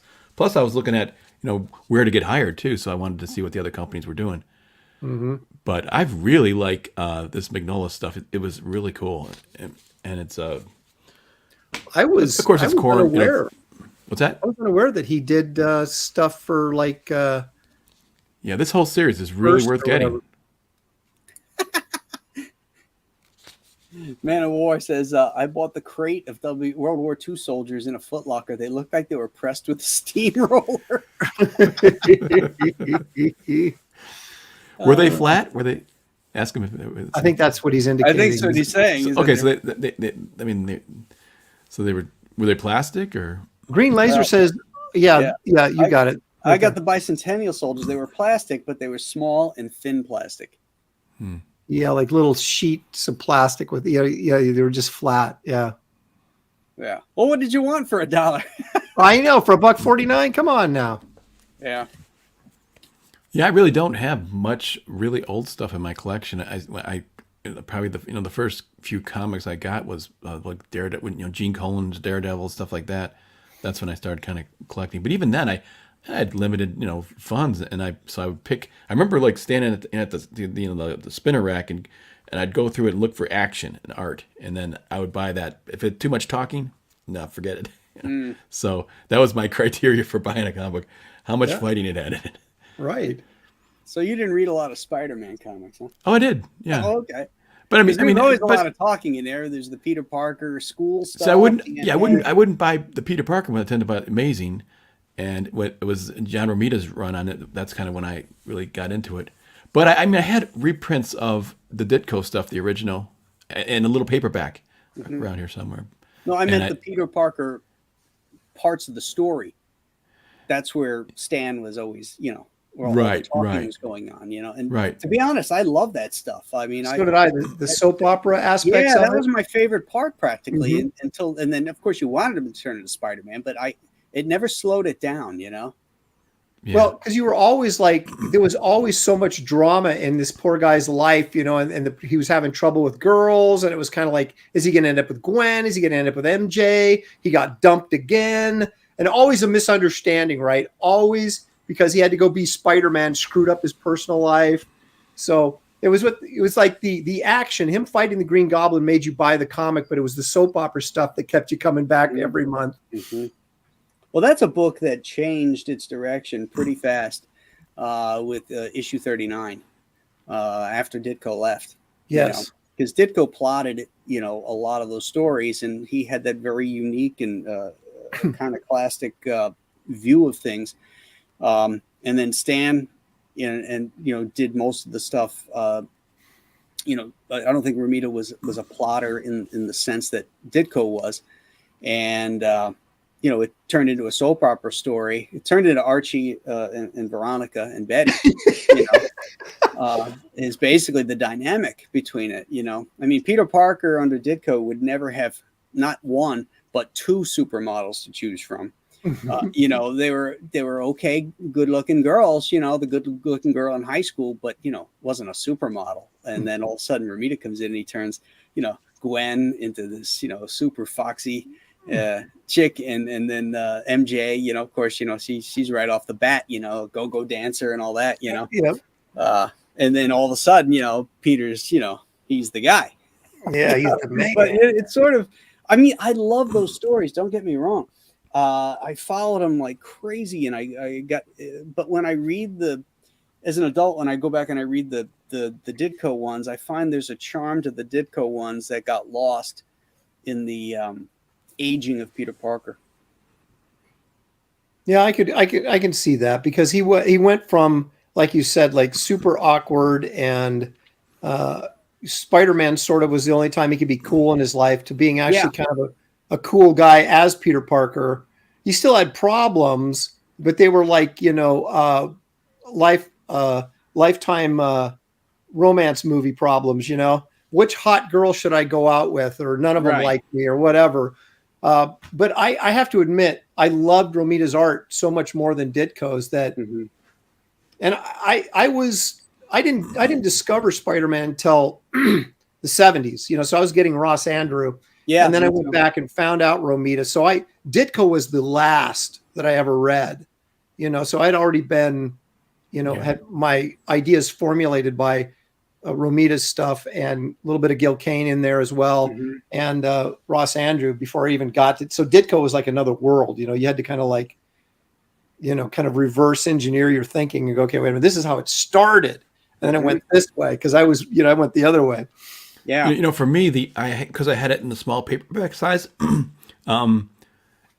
looked better. And Ditko's work looked little more finished to me. When you get it larger, it doesn't look as professional, I thought, or something, or as nice. But so I was a fan of Ditko just because it was reduced down so small, and it really, you know, it is, you put the rest of it together with your mind and that sort of thing. Yeah, when one of the creators leaves, there's always going to be a change in direction, and sometimes it's good, sometimes it's bad, sometimes it's homeostasis. Yeah. And I mean the introduction of Romita had took that book to the sky. Then when he got on there, I mean, it just the sales on it just it became He solidified the Marvel look. I mean, not just Spider-Man, but all of Marvel. Mm-hmm.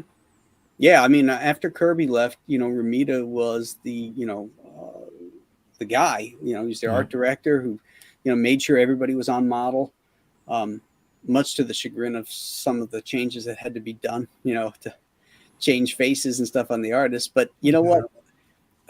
I like stuff being on model. I liked it as a kid, and I think that's a problem now, is that everybody's doing their version of everything, instead of like, going back to the source material and then starting there, Yeah, well, there's no one at the wheel. That's why there's no editor That's true. running the show. So so it's all brand. I always felt that about the Image guys. I thought some of these guys are pretty talented, McFarlane and all that. The Spider-Mans are pretty cool, but it was such a shock to the brand. I thought that the problem was that wasn't just him, but when his replacements came along, like Larson and stuff, who weren't as good. There was such again. It was so remember the skinny little ankles and stuff like that. It was just, and they still have some of that today. It just completely changed the branding. And I think a lot of guys who were collecting this stuff said, "This isn't what I have been enjoying. This is so far off." It'd be kind of like if you took Archie and you had McFarlane draw Archie. It'd be wild. It'd be cool. It'd be crazy, but it would destroy the brand. Yeah. Well, I think it's interesting that when you're a kid or a reader, not necessarily a kid, but just a reader, that you do want continuity in the sense that Batman should look like Batman, right? Or whatever. But as an artist, you want this sort of freedom to kind of interpret it your own way. And there are two different things going on there, because your most important thing is always your customer, right? Your fan base, the people that are reading the books. Those are the opinions that matter. And I remember the minute you said that, you remember that issue of Captain America. It was 164 where we had the first appearance of Nightshade, and Alan Weiss did the artwork on the inside of that. It's a great looking book, but there's several faces in there that Romita had to go in and redraw. Yeah, Captain clear. America. It's clear. You can imagine Weiss just going freaking nuts, Yeah. Well, the cover of Hulk 181, that face is, it was redrawn by Romita. The classic Hulk annual, there's Steranko one. That face was redrawn by I believe it was Marie Severin. Marie Severin did it. Yeah. Sometimes the artists just don't get it right, and I'll tell you what, though, I was a victim of that stuff, that change, though, because when I had one and only one Spider-Man story as a backup story in Dead Man's Hand, and I drew a Romita Spider-Man, And the artist, I forget who gave it to him, but they completely changed it into McFarlane Spider-Man and Larson Spider-Man. Everything was funky and thin, and I made it kind of average Spider-Man. I got it back and like, this is unrecognizable. This isn't even my art. Yeah. It was awful. That was my experience at Marvel a lot. It was just awful. They just didn't seem to care. It's like you work so hard on stuff and then you get it back and go, man, you didn't even try like to follow my lines. It wasn't until I got the Dark Horse that I felt really good. Of course, the one thing at Marvel that was okay was that Star-Lord, because I was controlling the whole art. Although the printing was awful on that. Was it? There's always something that'll get you down eventually. Yeah. The It's problem not is the inker, it's not the colorist, it's the printer. the problem with the Star-Lord stuff was it's almost impossible to reproduce. If I showed you an original piece of Star-Lord, it looks smooth, fantastic. The colors and everything are nice, but the cameras, even taking just a photo camera, it just picks up all these details and textures that you don't even see with your eye. So it's really hard to reproduce. And of course, they didn't care. So it was just printed on newsprint. It was bad. I was almost when I first opened, I almost like welled up. Like it was just like this is my year's work and it looks like shit. That's why I never look at my printed books, man. They come in and I'd like, yeah. I remember when I was working on Hawkworld, they were using a new coloring technique, and there was a problem on the first 2, 3, certainly the first 3 issues, maybe even 4, where the plates were completely off. Like there was one plate completely missing on the color, and it was so garish. Everything was just so garish. It was like, oh God, this is terrible. just send it out the door. That's good enough. Yeah.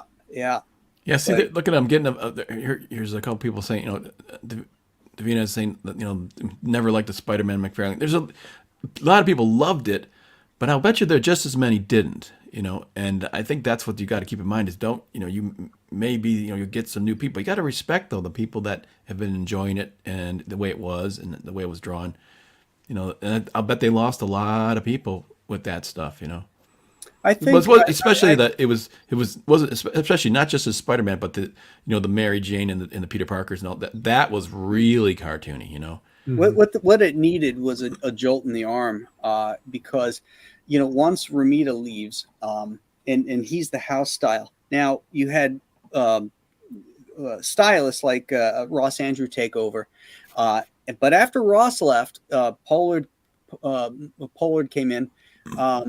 And then I forget who came in after that. And then you had a succession of people that were trying to emulate Romita. So you got washed down Romita for years. And I think it hurt the brand, and it finally took somebody like McFarlane who wasn't going to be constrained by those parameters and just go off in his own direction. If he had gone off in a similar direction, but, let's say somebody like a Garcia Lopez came in, and did like a Romita style, that would have been dynamic and cool. But most of the people that were trying to do that didn't have the skill level that Romita had. And so everything looked like second-rate Romita instead of first-rate, something else.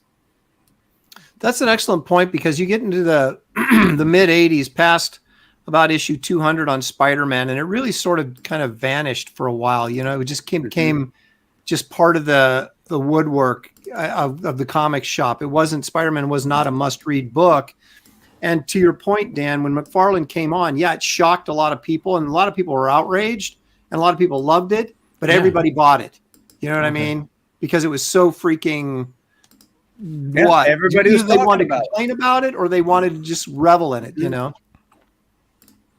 Yeah. And just before he came on, I believe they did that Craven's Last Hunt, which really kind of woke people up. Zek doing that, and DeMatteis doing that Spider-Man story that crossed over 6 issues.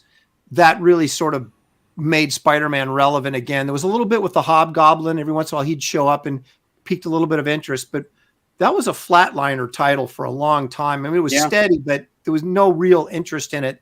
And then that Craven's Last Hunt, then that shortly after that, you had McFarlane jump on the title, and it just blew Yeah, up. wasn't it Bagley or something that was kind of on the book? Well, he Just came in before- That was after later. Larson. Yeah, that was later. Oh, okay. So it was McFarlane, Larson, and then Bagley, I think, followed Larson. Graham, can you show this illustration I did for Marvel Masterpieces, and you can see I didn't ignore what McFarlane was doing. I pulled it in. I still made it realistic, but so I did like things in McFarlane's work, and I incorporated them into my own Spider-Man stuff. But so I don't want to discount everything, but I do think that like a lot of his stuff was so exaggerated and so crazy that it was too far for the brand.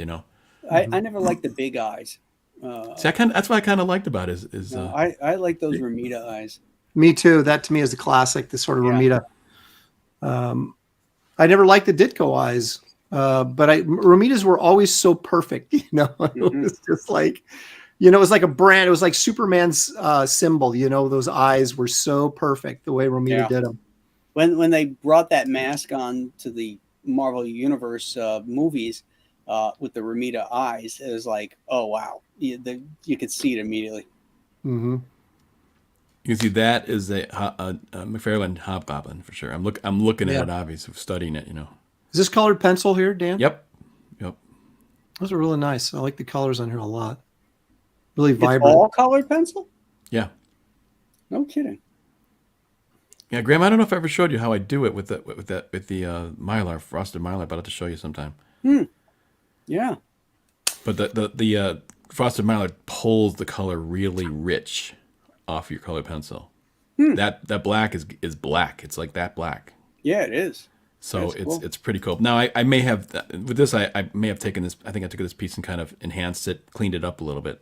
You would see a lot more texture. I mean, I think I took the smooth tool, or whatever, in Photoshop. This is a trading card. This was a pin-up for the Marvel Masterpiece books, Oh, okay. I believe. Yeah. Very cool. Yeah, it could have been a trading card too. That'd have been nice. Would have made a good trading card. It's the hold up. Referring, it made me think when you were talking about classic Spider-Man looks. Frank Cho draws a very, I don't know if you look at his stuff, but he draws a very Romita looking Spider-Man that I kind of like. It's very throwback Romita looking. Yeah. The eyes and everything, very much in that mode. Yeah, I got to do some demo stuff. That's really what I got to do. I'm thinking this year is going to be the year for me to start some tutorials. You should. Yeah, break out of your shell, Dan. Yeah. Get your own show going. Yeah. I have no problem with drawing in front of people or anything. It's just getting the time to just do it, Yeah. Yep. A lot of people kind of get, they get a little bit of like I get a little bit of that, that self-awareness though. But remember, Graham, I colored out, that the one piece on your show. The Sergeant Rock piece. I didn't have any real problem doing that. It was okay. So Live streaming is like a full-time position, seems like. Yeah. It's 2023, the year that Dan's gonna launch his own campaign. I hope so. I would like it, but I gotta, I understand the amount of work that it takes. So I'm no illusions about what I would be undertaking. You gotta set goals and hit those goals. I know. Get right, out. Dan. Yeah. Coach Nolan is telling I me need an editor like Graham. Graham will crack the whip on You gotta be. I'll tell you how it is. That's it. Set those goals, crush them.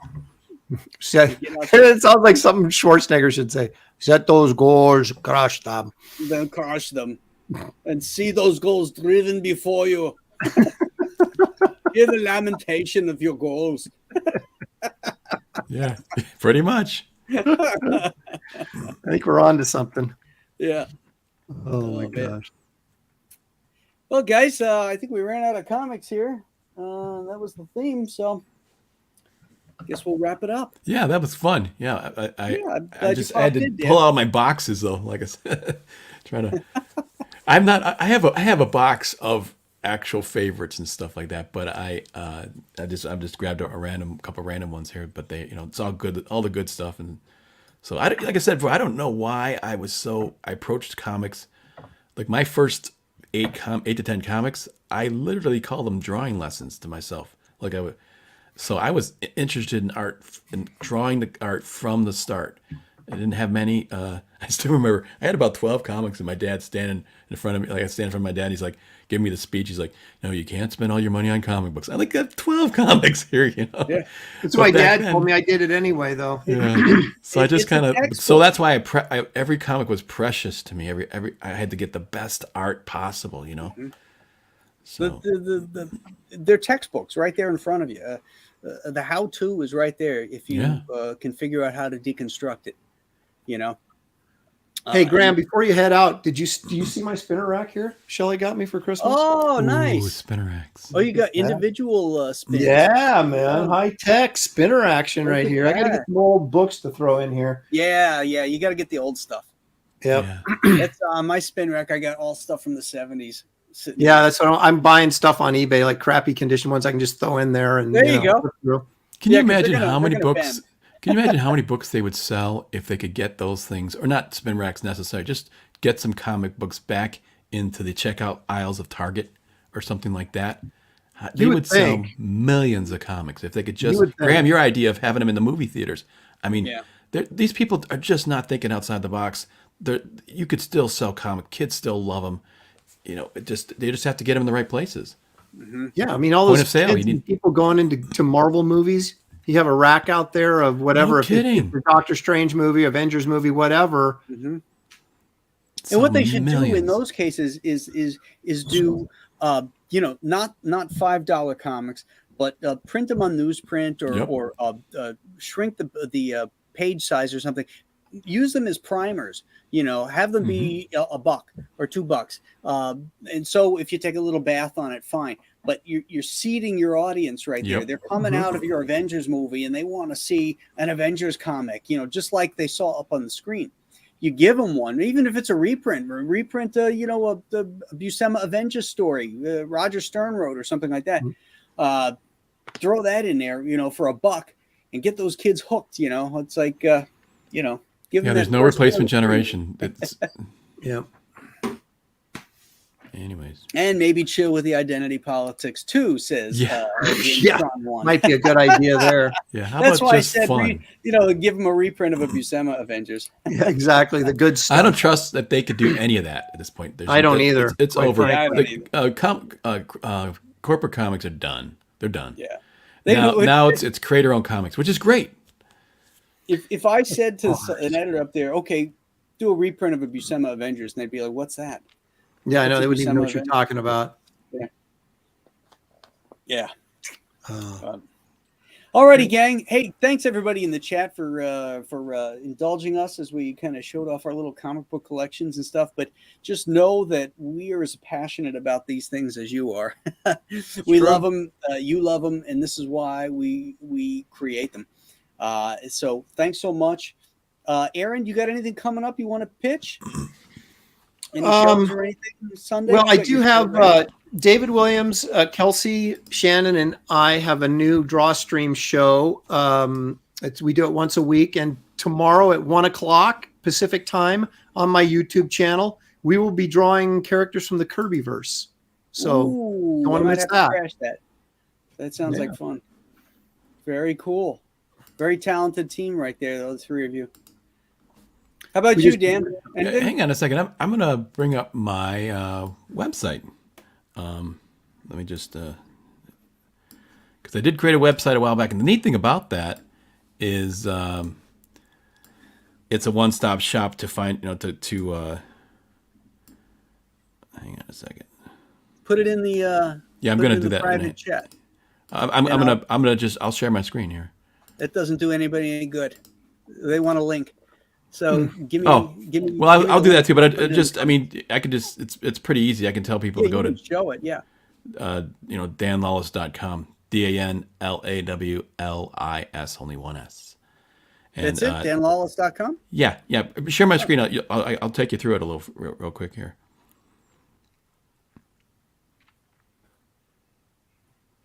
Okay, here's the website I did with Wix. Now there's links here, so you can I can link. You can go to Indiegogo directly here because this has of course been shadow banned at Private American. they don't like what Mike has written here because they haven't read it yet. And now here's a page. This purchase comics here, and there's links to all the comic books that I've just been I've done pinups for, covers for. Look at here's a Wraith of God link, so you can go there. Thank you for that, Dan. So I'll be coloring this. Of course, that image right there, I'm coloring. Matacumba Key here. What's that? I don't see the Ghost of Matacumba Key here. Oh, I got to put that up. You did do a poster for that. Yeah, I would have put up. I was going to put up Two Fisted, but it's not available now, right? So, well, it's available on my website. Okay, well maybe I'll find it and put a link up here for sure. But yeah, a lot of the stuff it's you can just click right on them and take you to your Indiegogo direct links, so you don't have to worry about good job, Marcus. Shadow bans and stuff like that. So yeah, thank you, Marcus. Appreciate that. Anyways, that's it. All right. So, that's what I'm trying to get. Trying to get a one-stop shop, so people can, because this shadow ban stuff is awful, and you got to have somewhere to go to kind of launching pad there. So yeah, I'm having my website redone right now. Even as we speak, it's being worked on. So good. That I can, if I need to, I can set it up to run a campaign off my site as well. It's not going to be as elaborate as what, Graham, you're looking into, but it'll work if I need to. So just for a website though, I did that on Wix in half a day. It's so easy. I mean, it's, if I can do it, anybody can do it. It's totally dummy proof stuff. So yeah, well, I wouldn't go that far. Mine's on Wix too, but if you're going to be handling a lot of traffic, it needs to be more robust. So what do you mean not done on Wix? Well, they could host it, but there's other aspects to it that have to be built into it. Okay. So that's what I'm looking into now. Particularly if we're going to get thousands of people come in there a day, for like a crowdfunding thing, right. or even a store if it becomes that popular. Well, you have there's Wix options for stores, right, and stuff like that. Yeah. I have I've got a store on mine too. Okay. Yeah. But I think to run a program that's a crowdfunding program, there's a lot of stuff, a lot of moving parts on that. Yeah, that's what Yanzi was saying. Yeah, it's complicated. So that's what I'm looking into now. Are you hiring someone to do that for you? Or? Yeah. I've got a team in India that's going to be hitting me with a proposal within the next day, and they want to revamp my site before they build the crowdfunding one, so that the two can marry together and work in tandem with one another.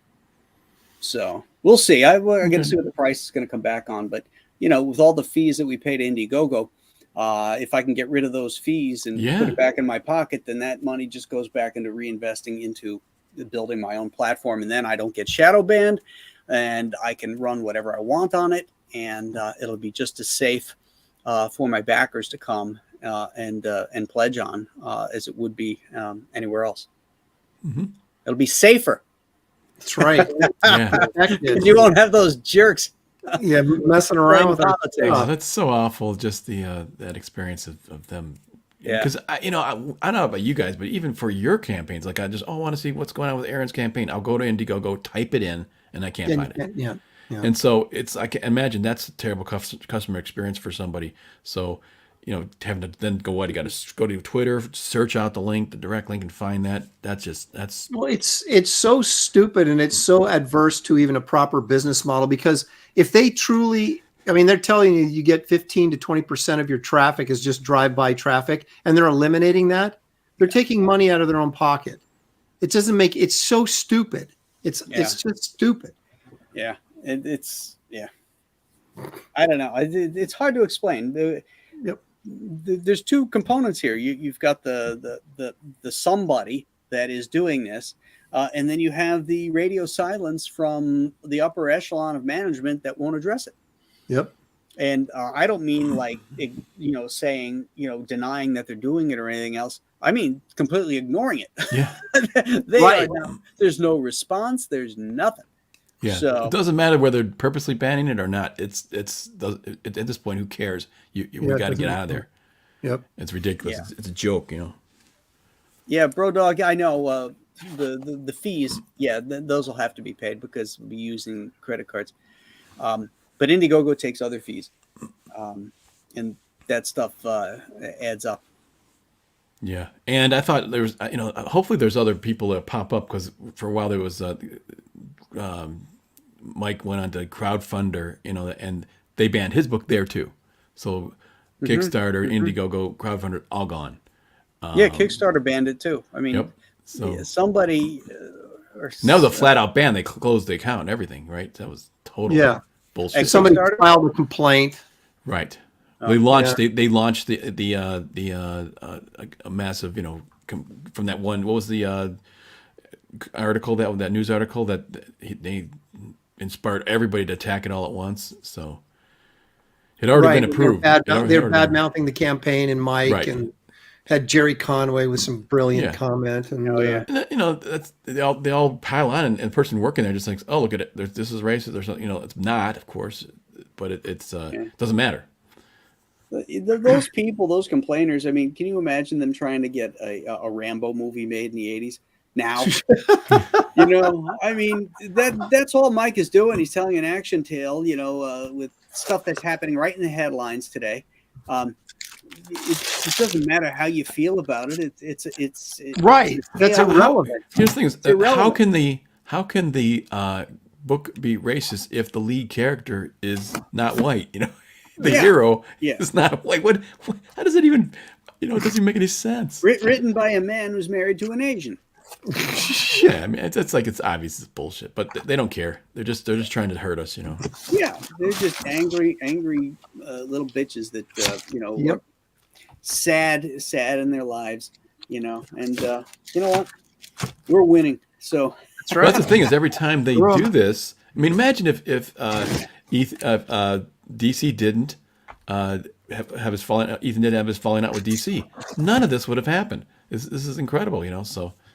Well, yes, it would. I mean, there's eventually stuff would happen. Well, eventually, but I'm just saying think of the cascade of things that happened. Yeah. From that one event where they kicked this guy out and and all of a sudden he's desperate. He comes up with this crowdfunding, it's huge success, and we all went, oh my gosh, this is a real possibility. I was done with comics, and all of a sudden I'm going, hey, maybe I can do comics again. It's cool, Yeah. Richard Meyer. Yep. And John Malin. That those guys, the founding fathers, really of the new media. I think that of course, Billy's always been doing his doing his creator own thing, but the new media is the YouTube combined with a comic book. That's the new comic book, really. Which is fun. I think it's. Yep. All right, gentlemen. I'm going to say goodnight to everybody in the chat. Thank you. And let's see, what have I got going? I forgot to mention anything I got. What is today? Wednesday? Yep. Yeah, all day. I haven't got any more streams till. But check out my website or my YouTube channel right now. Monday, Wednesday, Friday, I'm posting fitness videos for everybody that made their resolutions. We'll be talking about diet, fitness, health, all that kind of stuff to get you back on track and motivated, inspired, and educated. Yeah, you're going to help us out, Graham. I better start watching those. We all need it, man. Well, the newest one went up today, and it's called "Fat Is Your Friend." Oh, I like that. I think that's clickbait, though. I'm going to get in there. Wait a minute. Hang on a second here. No, that it is your not. Friend, baby. All right. I go into the demonization of sold already. Fat and where it comes from, and follow the money. It's fascinating stuff. So. Check that out. It's at YouTube at Nolanverse CC. Think of Compass Comics, Nolanverse CC. And so we'll see you next time, gang. Thanks. Have a great night. Bye-bye.